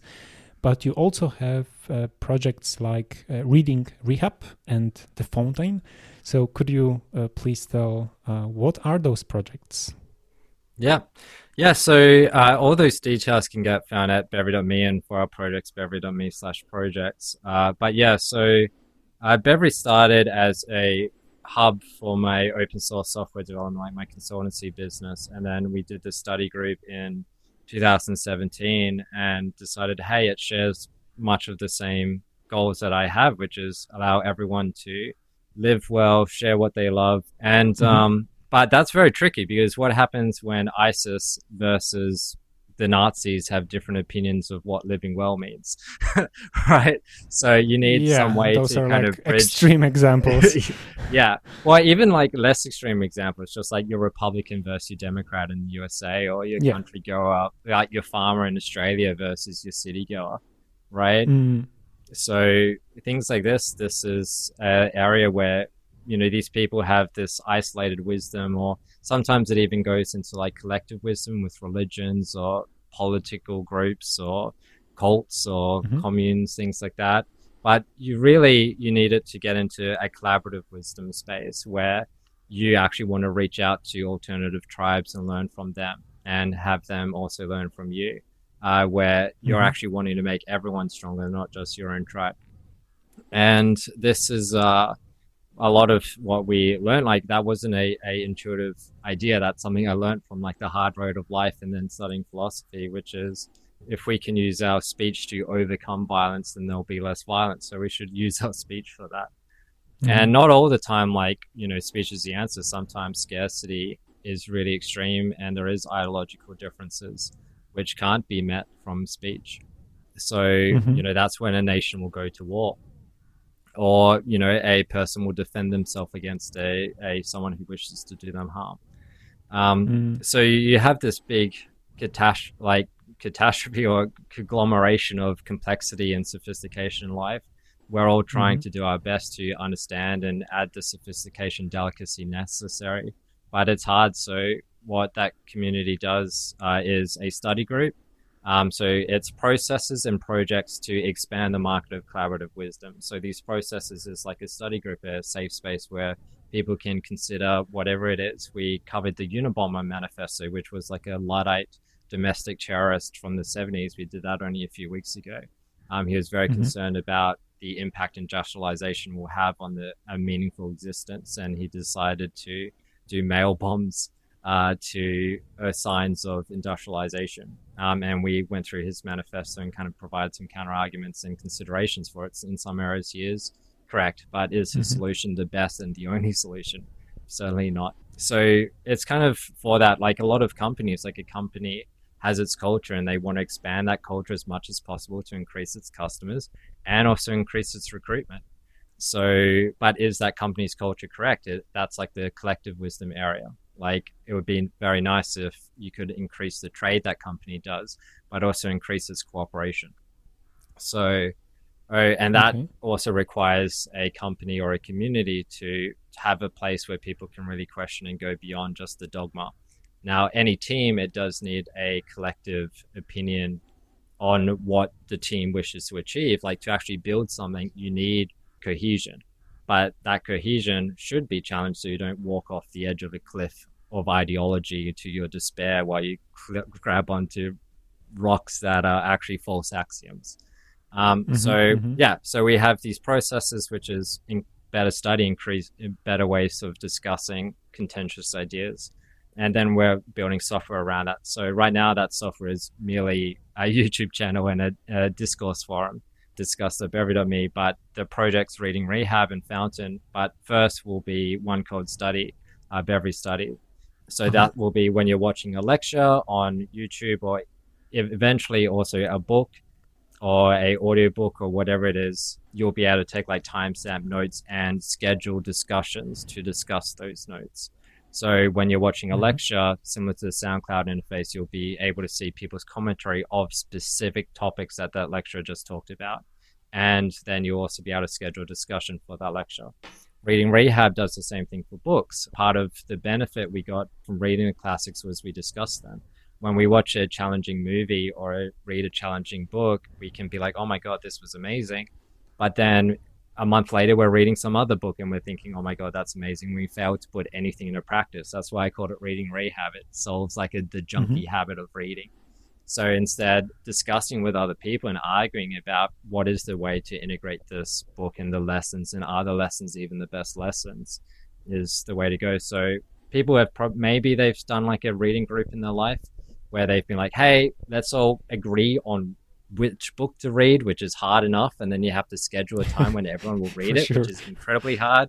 And then you have to all get together and then discuss it.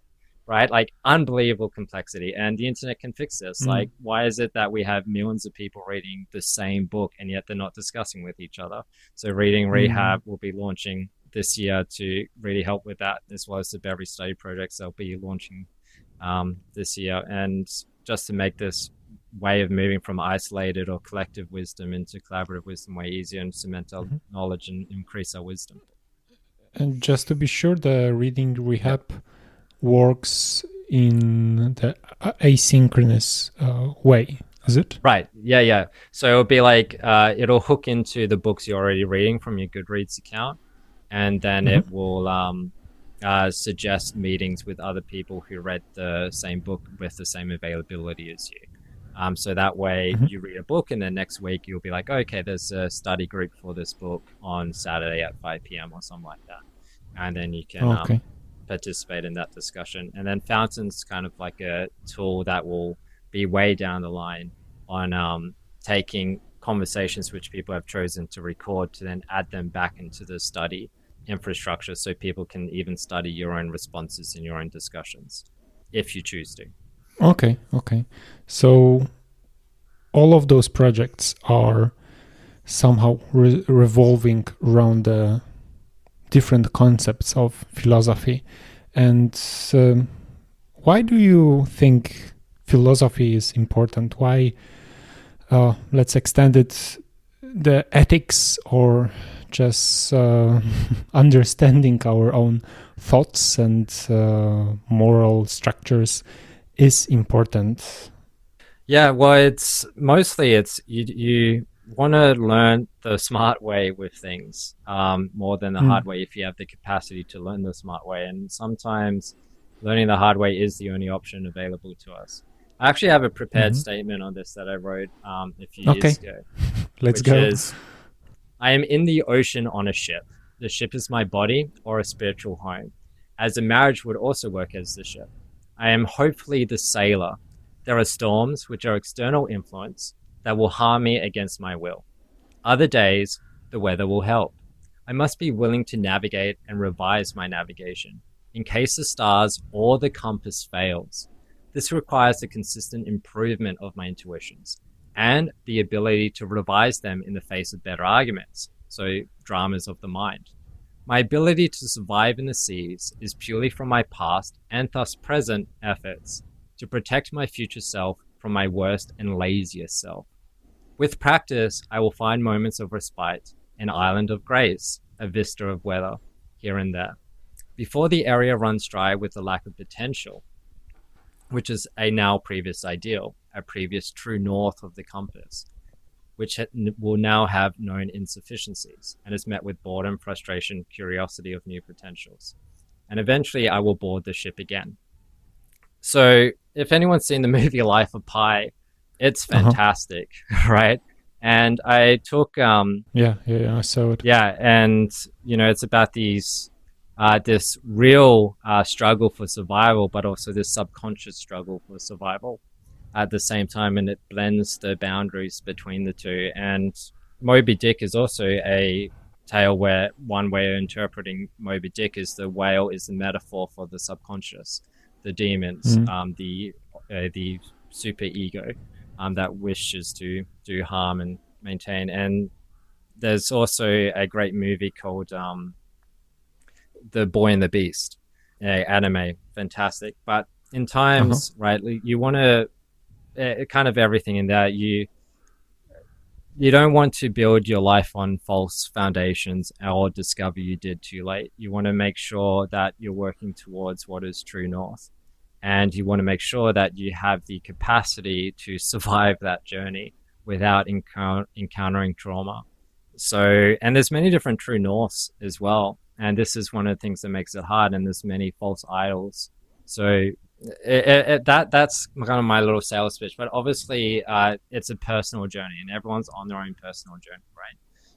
And some people, philosophy won't do anything for them, and especially like, if you're living a life where all the rewards are in your favor, and this is what the SJW will call privilege, right? Like where you benefit from the society, when you fit within the mold of society. such that you benefit from it, then that's fine until the society crumbles and people revolt against the society, things like that. Exactly. So it's also a way, like, a democracy is meant to be where a stepping stone from feudalism, where feudalism and minority rule the majority. Then with a democracy, the majority rules the minority. But democracy also requires a culture to remain consistent, because if that culture fractures, then you will now have competing tribes fighting for the monopoly of government power. And that will then bring in a revolution that will continue until the culture stabilizes. So you want to reduce the violent feedback loop as much as possible by using speech to overcome insufficiencies.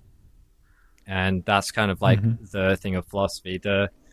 A way to drill that home into something really practical for everyday person is whether or not one should quit or persevere, right? In startups, this is, should I quit, should I pivot, or should I continue? Like, when is it that the payoff will occur? And that depends on the axioms you've launched in with your startup. What are the things you've hedged your startup on? If you've built it on a false market, then you're going to get hurt really badly. Just financially, unless you're doing things illegally, in which case you'll be put into prison, right?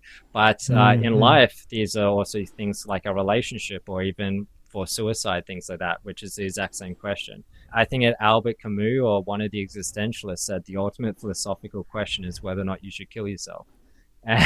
And pretty much everything kind of comes down to that, and which is a paraphrase of whether life is worth living and whether or not you should live it.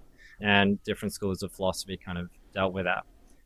But the best introduction to all of it would be a book called How to Read a Book. Before I read that, life was this amorphous being that I just wallowed in. I didn't really understand where I fitted in. I didn't really understand society. It just seemed to be overwhelming and complex. And then I read that book, and then I realized, life is just built upon the best information that we have, which is written by people who have spoken cross-generationally, which is what the written word can do. So the classics are what have built society. So if you want to understand society, you read the classics, and you start to realize, wow, so much of everyday memology, or like social structures, is based, or ideas, is just based on routines that have been devised, and sometimes only very, very recently. Like you have the development of reason. So like before Socrates, 1,000 or so years ago, I have no idea on the dates, but with Socrates, ancient Greece in general. Yeah. So a bit more. Whatever that was. Into the past. Yeah. So with Socrates, before that, whatever you reasoned or whatever you argued could be true. It was like this subjective wisdom. When Socrates kind of challenged that, and you would get two people and you would do the Socratic method on them, which is essentially asking why enough times before they have a trigger. And they have an axiomatic concern, which is a hidden cognitive dissonance, right? So that kind of was like, okay, people have different subjective truths. And then his whole thing was, well, what we reason then should be true, which is what we can argue the best will then be true. And then it was up until Immanuel Kant. He then wrote the book, The Critique of Pure Reason, I think 300 years ago or so. And in that one, he said, look, we can't just reason what is true, because people could reason different things well, and not everything has a conclusive answer. We actually need to go beyond that. And then Descartes kind of ran with that, which is, he's kind of touted as one of the first scientists of the new scientific method, where he's like, look, we can't just reason it, we also need to test it. And that was the birth kind of thing of objectivity. And then that's kind of evolved over time. Politically, each political movement kind of solves it, like democracy as an improvement of feudalism. And now it seems liberty is a very new concept, only a few 100 years old, and how to actually achieve it politically. So liberty seems to be a very interesting one now. But then you also have things like economics, morality, ethics. Like things could be moral to me and different for what's moral to Pietrek. And then an ethical debate about that will try and come to, well, what is the best alternative for both of us, and try and overcome our individual stories, or maybe even respect our individual stories. So yeah, it's a big can of worms, but the whole point is try and stop traumatic issues of cognitive dissonance that completely screw up your life. That's the sale point of philosophy. Yeah. Awesome. I must admit that my kind of understanding how important it is came from realization that rhetorics, the particular, let's say, subgenre within philosophy, that's more about how you say things to influence others. Yeah, that's it's really interesting that we no longer live in times where the loudest man in the room is the ruler. Yeah, is the only person that can vote or veto or take charge of whatever is happening in the community, whatever it is, a society, a nation, or like a small village. And to achieve that spot in time, we needed to realize a lot of other elements, of where does the great ideas come from, and how do we even define the great ideas. And time and again, it's really easy to be caught up in the current state of affairs, kind of like look at the current US president as this person that manages to keep up the populism way of talking to people. But it requires really small amount of your perception and then getting a bit into a history that we had a lot of people like him. Yeah, it's just a way of rhetorics, of way of speaking to people, way of pointing out arguments. And then if you know those techniques, if you know how they are using it, you can really quickly debunk if they are saying is true or not, if they are saying it's just an opinion, if it's something that just is there to kind of cheer up people or drive them down. There are so many kind of ways of using this and thinking about it. It's really interesting that philosophy is not so emphasized within the current school system.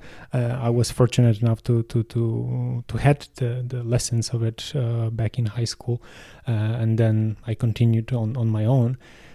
So if I can ask you, what's the kind of the most important output you would like to get from your projects and from this philosophy focus? Do you think of one particular goal that people would achieve or we would achieve as a global society? Right. Yeah.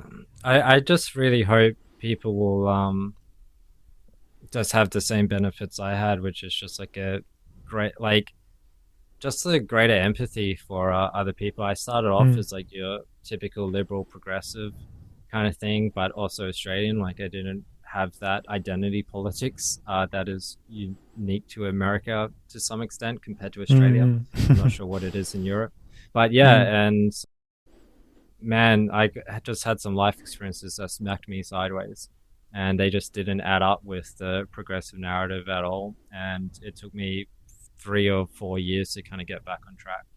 And and then and then after that, it's I have great empathy for people on all sides. To some extent, I'm a little bit facetious and a little bit trolly, my typical Aussie disagreeable nature. But I do it because just a lot of But it's kind of different ways you try and can make people stronger. There's only this there's a way where you can, by providing tests to people, you allow them the opportunity to overcome, and that's really, really nice. But personally, we just covered the Christchurch manifestos sorry, the Christchurch Shooters Manifesto only a few weeks ago. We did a series on propaganda and then, domestic terrorist manifestos, which was like a natural lead on because we finally felt like after 3 or 4 years of studying it, we had some counter arguments that no one heard before. And if you don't engage with what is causing someone identity crisis, then they will collectivize under their shared trauma and radicalize. And this goes for anyone on any political spectrum, when it's not even political. It's just people need to be in a society that allows them to thrive. And if they aren't, then things can get dangerous. So it's and that applies for anyone, any demographic, and to an extent, right? But my hope for that, like I had butterflies in my belly and everything going before, because I was like, geez, we better do this diligently. Like, I don't want to, but it ended up becoming like for our watch ratio, like our watch minutes and the views, it's one of our good performing videos, and it's probably going to continue to become one of the best.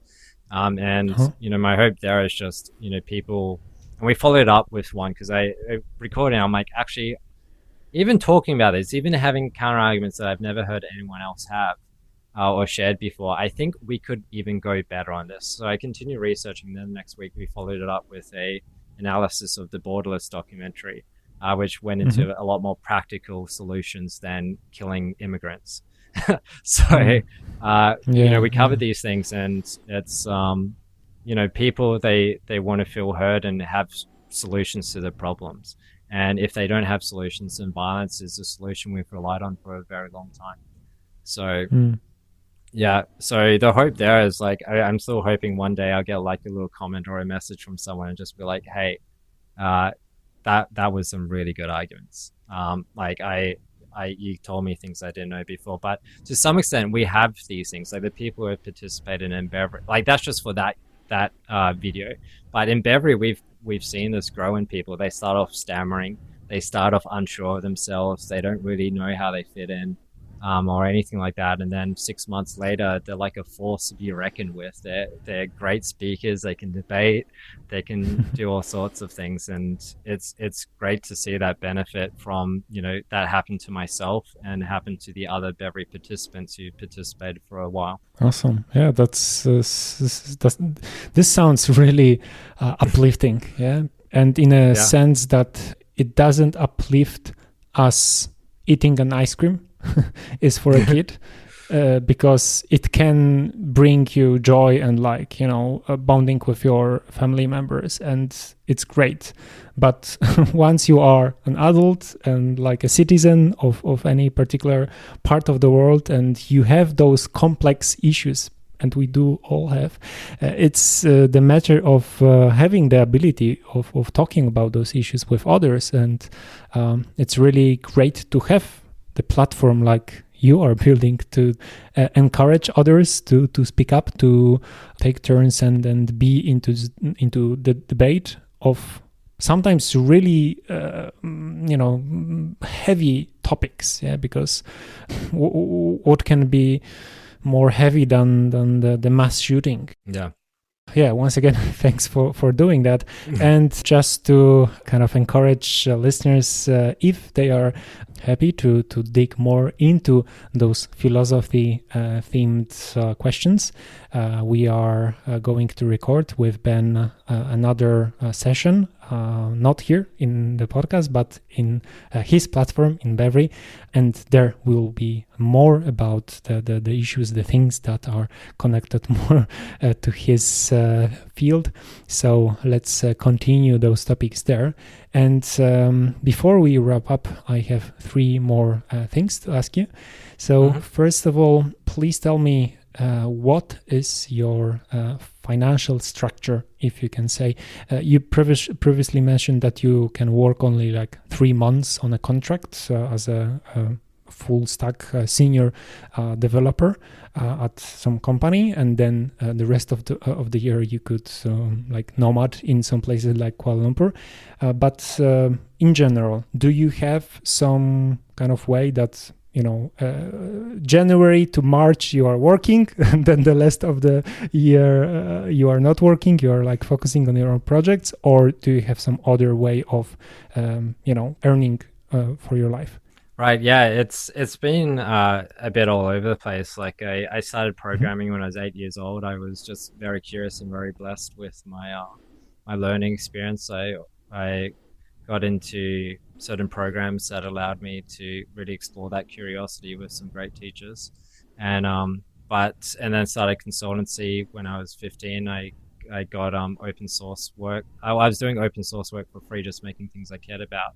And people started saying, "Hey, let me pay you to do stuff for us as well." And I was like, "Oh yeah, hell yeah!" And then did like employee stuff for a while, and then had I worked at a CRM software, customer relationship management software company for like a year while I was doing university, and they were like essentially build Google Calendar for our thing.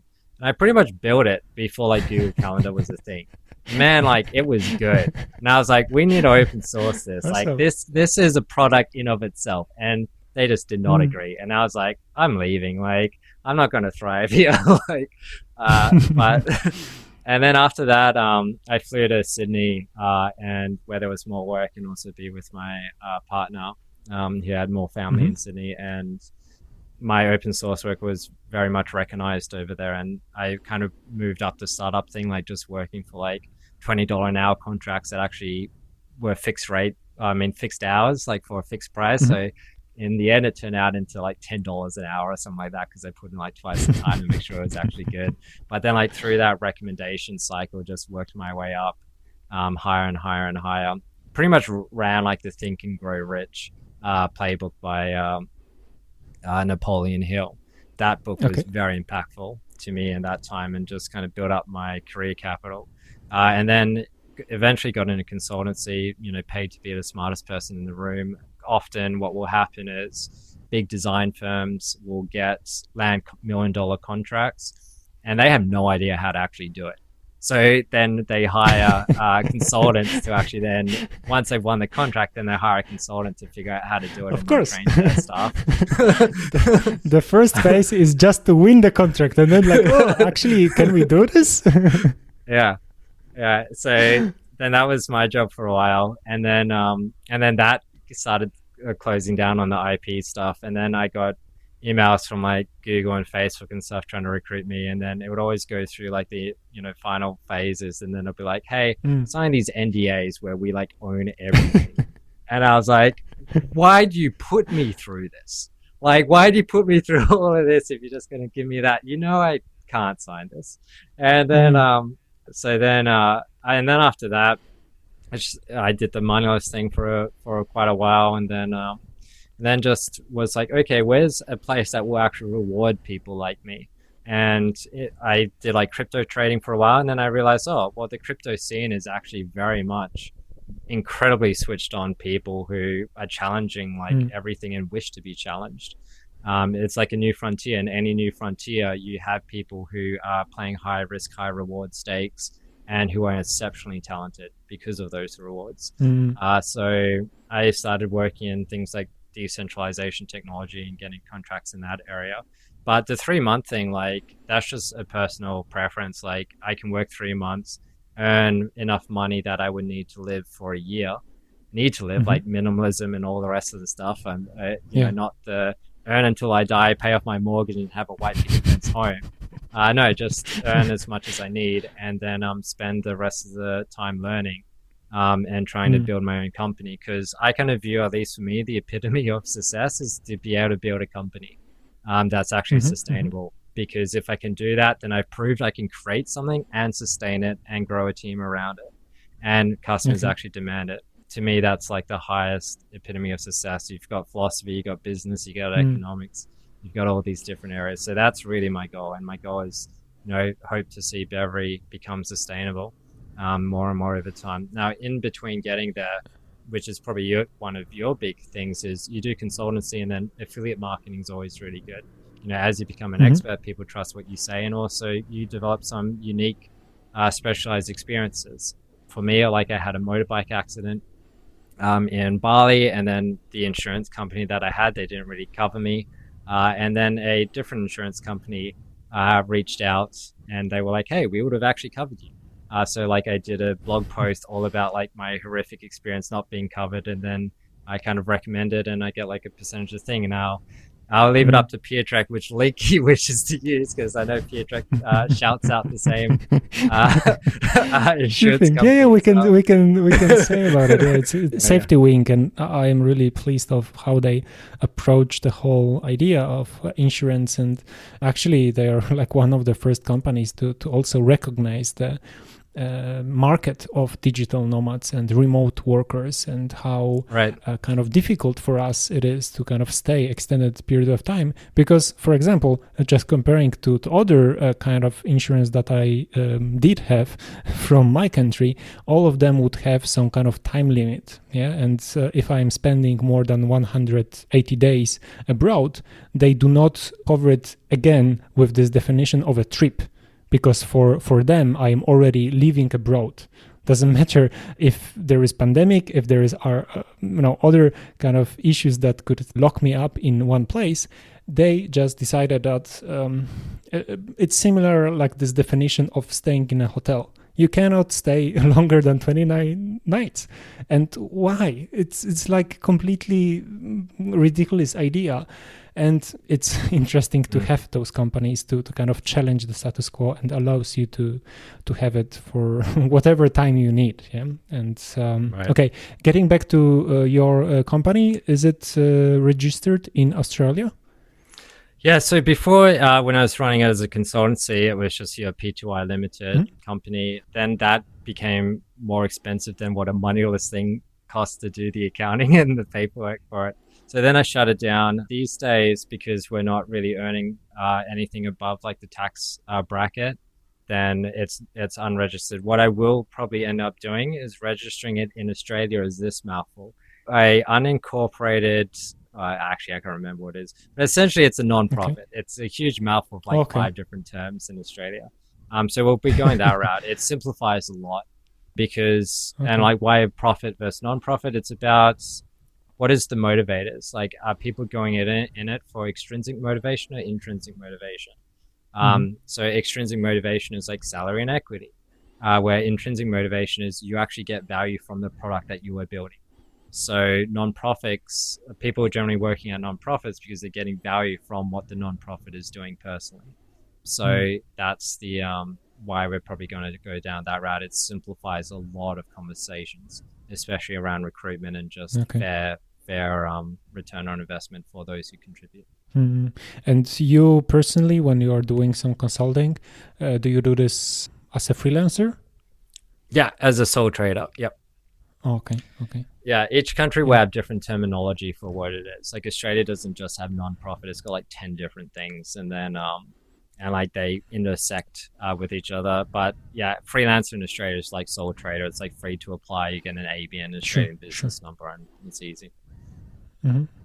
Yeah, it's pretty important to have this structure behind you, and I assume this is also easy for you to use whenever you would work for a company in the US or in Europe, because they do recognize those Australian structures and papers, so it shouldn't be a problem for you to do the projects. Okay, so the second thing I wanted to ask you, is there any healthy habit that you would continue to do wherever you go, in terms of meditation, journaling, breathing? How do you cope in a sense of, keeping the burnout rate short, or just do not, allow yourself to burn out because of work? So for habits going to keep myself happy, it needs to adjust for where I am. Like in Sydney, the weather is abysmal and it's very privatized. The areas for running isn't that high. Usually for me, running is incredibly important. I actually used to run a lot when I was a kid, but then I got out of it. As an adult, other priorities came up. But then I was researching like biohacking just because I was trying to make myself more happy. And I realized hormones are incredibly important. That's essentially what antidepressants are trying to alter in you, your hormones. So, and also a lot of personality things are just your hormones, right? And people have, by heritage or by, their birth, different distributions of hormones.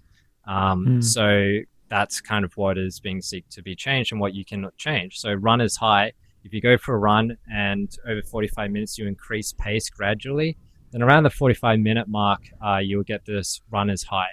And your body gets flooded with endorphins. It's kind of like taking an ecstasy pill that lasts like 5 minutes, but its benefits are long. And I really got into that. My running pace went from like 8 minutes down to like 4 minutes a kilometer. And yeah, I do that. Really, really happy with that. But in Sydney, it's hard. So in Sydney, I don't really have anything yet besides maybe just walks every now and then. I'm trying to get back into running, just go for a drive to somewhere where it's nice to run and do it. But in Bali, it's motorbiking. There's nowhere really to run unless you want to get run over. So in Bali, it's motorbike. And I love motorbiking over there, but it's gentrified a lot more. So now there's way more tourists who are overconfident and underskilled. And there's a lot of locals who have never had formal training. They never check their blind spots. They drive on the wrong side of the road. It's Bali, I wouldn't say is a joyful place to drive anymore. Each year it's gotten worse. Maybe Lombok or other places would be nice. But yeah, for meditation, I differ probably from a lot of people. I think I would say I'm going to go against the mainstream here. But I think what I'm saying is a mainstream for at least half the population, which is that for me, meditation isn't sitting in a room or being stagnant and like letting my mind and just focusing on stillness. That is the opposite of meditation for me. Meditation to me is tied with action. When I run, I tap into the ether, I feel joy, I allow my thoughts to come and go, and I get thoughts that are actually empowering and I can observe these. And any type of thing where I can just really move and just enter into the flow state, to me, that's meditation. Now, I think that difference in people is how they deal with adrenaline. We had a situation. No, just like a occurrence, I guess, at a drum circle. And at a drum circle, I would do a drum circle, and I would always be thrilled and live in live with the energy kind of thing, and just want to continue. So after a drum circle, I'll be like, "Oh, I'm going to go for a run," and I go for a run and feel great. And then other people, when they do a drum circle, they need to like completely wind down because otherwise it stresses and they don't deal with it well. So I would generally just skip the mindful part after a drum circle and go for a run. When other people, they need it. So I think what the difference here is how people deal with adrenaline. Some people, when they get adrenaline, it feels great and they love it. And other people, when they get adrenaline, it's a sign that something is terribly wrong. So they need to reduce it. Otherwise, it'll lead to cortisol and other hormones that will stress them out. So I think it's just what people personally find. So yeah, for me, running is great, but really for burnout, I don't see burnout really as a bad thing. Burnout is essentially when you've encountered cognitive dissonance that you've ignored for too long, in which case it then forces a change on you. So what you want to do is you want to reduce the cognitive dissonance you have by becoming as integrated as you can with the world. With it, like, get as far out of your bubbles as you can. I think to an extent that's a lot of what travel is about. When we travel, we embrace other cultures, we realize different ways of being and living, and that it's always outside our bubble. So like burnout is just, it's kind of just like a revolution in a country. A revolution isn't really good or bad, it's just something that fixes a previous problem that went ignored for too long. So what you want is, you want to just reduce the need for a revolution or need for burnout and make your recovery quicker and quicker. And that's something I've improved quite well over my life. I'll have it, but maybe instead of lasting months or years, it'll only last a few days or a few hours or something like that until I can do the things that I need to change. It's not a stressful thing. It's just a growth experience. Sure. Just to add on to this notion that meditation can be achieved in different ways, I totally agree to that. There is no one school to that, and I am open for any personal, individual way of it. And I definitely find a meditative state when I am snowboarding. Nature, color, landscape, and the sensitivity of being attached to a board that is going through powder snow. It's just one of these ways of achieving a different state of mind, if you want to follow again this one definition of meditation that can be acknowledged by some people. And just to be sure that we close this one loop, I mentioned that you also turned into veganism. Do you also think of it as a healthy habit, or this is just like a preference, or how do you think about it? Yeah, for veganism, probably the best way to explain my relationship to it is like the development arc for it, which is I never really liked milk. I always thought the whole concept of milk was a little bit gross. Like if you just have the imagery of it in your head of you sucking a cow's teats, it's a little bit disturbing. So, and I just never really liked the flavor. I knew like dairy would always, like cheese would always make my skin oily and make my hair oily, and never really liked it. So that's, at least that was easy for me to switch up milk. Like I try like all the different milks in like 2010 or something. I was like, oh, the plant milks are fine. I'm just going to use them. But then in 2012, there was a campaign by Animals Australia, and they had camera footage of what would happen when a calf or different animals, Australian animals who grew up fairly well in Australia, because we don't really do factory farming for beef or like for certain categories of animals. In Australia, we do factory farming more for eggs and dairy. But for meat animals, it's more grass-fed, more better options. So they showed these happy animals kind of leaving from Australia, going on boats where half of them died or whatever, some extraordinary amount. And then they would go to Indonesia and they would meet these horrific deaths of horrible slaughters that weren't particularly regulated. And I witnessed that and I was like, oh my God, I'm not having meat anymore when I go to Bali. That's out. I don't want to risk participating in that. And then when we're in India, myself and my partner, everyone was vegetarian where we were. And it was like, oh, the people who can afford food, they're fine. Like they're not dying like from malnutrition, and the food's amazing. So we went vegetarian immediately, because it's like, well, why hurt the animal if it doesn't need to be hurt, if the food's just as good without it? So then, but then a month later, I actually attended a Tony Robbins event, of all things, one of his Walk on Fire ones.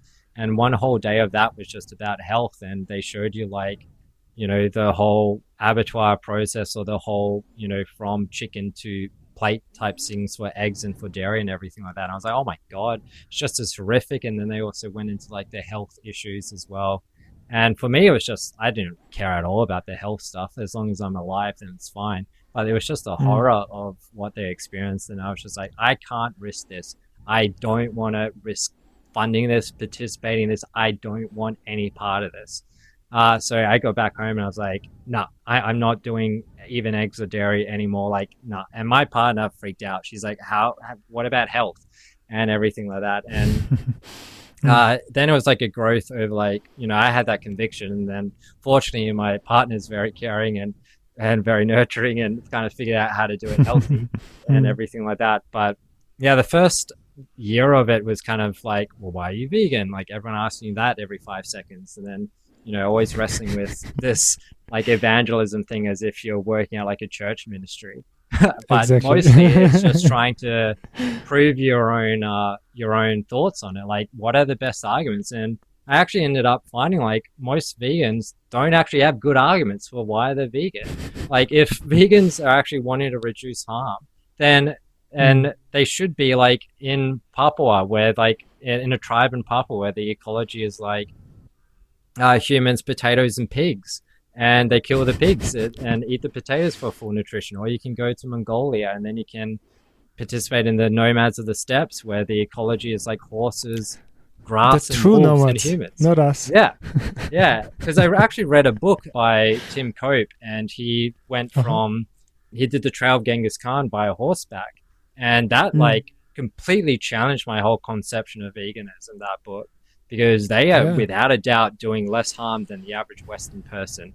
And the horses, they protect the horses from the wolves. That's the first domestication of an animal we have is horses, 40,000 years ago, very early.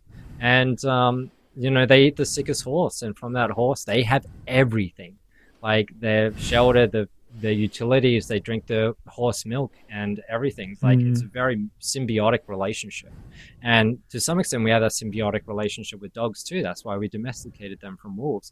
Wolves learned it was better to partner with humans and get the human scraps because they were better hunters. And we always facilitate the humans in our hunting as well. So, these mutual things. And that really challenged me because, like, wait, if I really care about veganism, then I should be care about reducing harm. Then I should be like a Jain in India who have practiced Gaia theory of veganism for thousands of years. They're one of the earliest religions. For them, like the priests of that, they will be naked and they won't eat. Like they'll wear facial masks to like stop killing the bacteria, and then they'll not eat potatoes or eat onions, because if you eat potatoes and onions, you kill the whole plant. So they even want to reduce the harm to plants. So at the end, I wrote a blog post and I said, what vegans and non-vegans alike don't get about veganism. And I make my case that it is actually about reducing unnecessary harm. And that is a gradual process. At times, it may be unavoidable, but you should seek to make it avoidable in the future, and you should seek to make it unnecessary.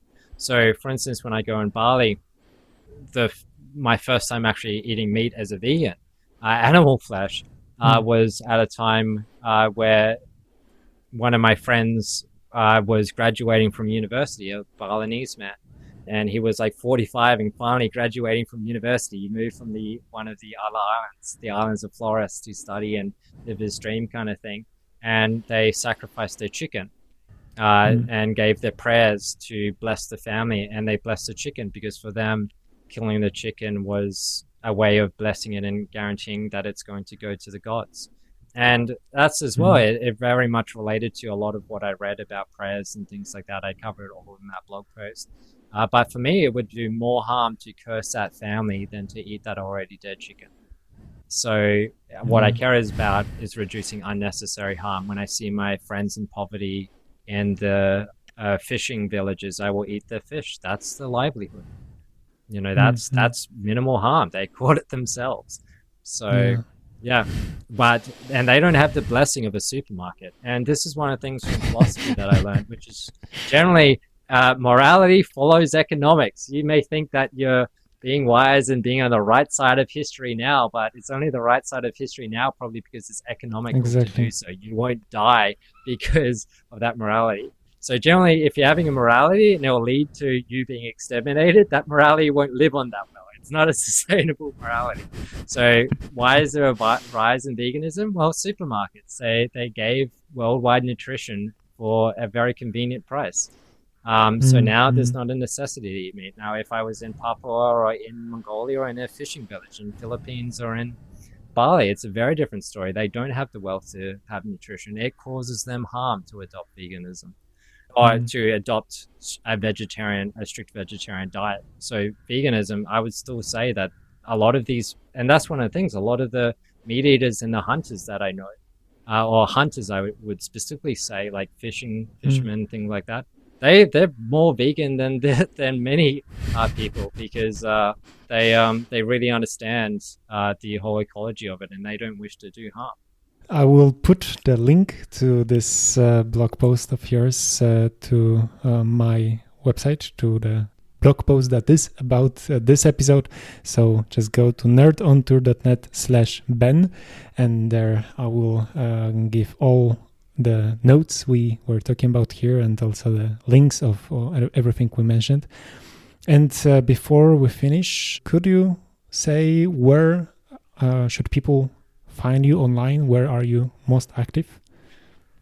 Yeah, so you can follow me at blupton.com and mostly on Twitter. So blupton.com/Twitter, twitter.com/blupton. But otherwise, where all my work and effort goes is in Beverly. So you can join our Discord community at beverly.me/Discord or join us on YouTube at beverly.me/YouTube. Yeah, that's the best place to be part of what I care about is at Beverly. Yeah. Awesome, Ben. Thank you very much for all the things we covered here.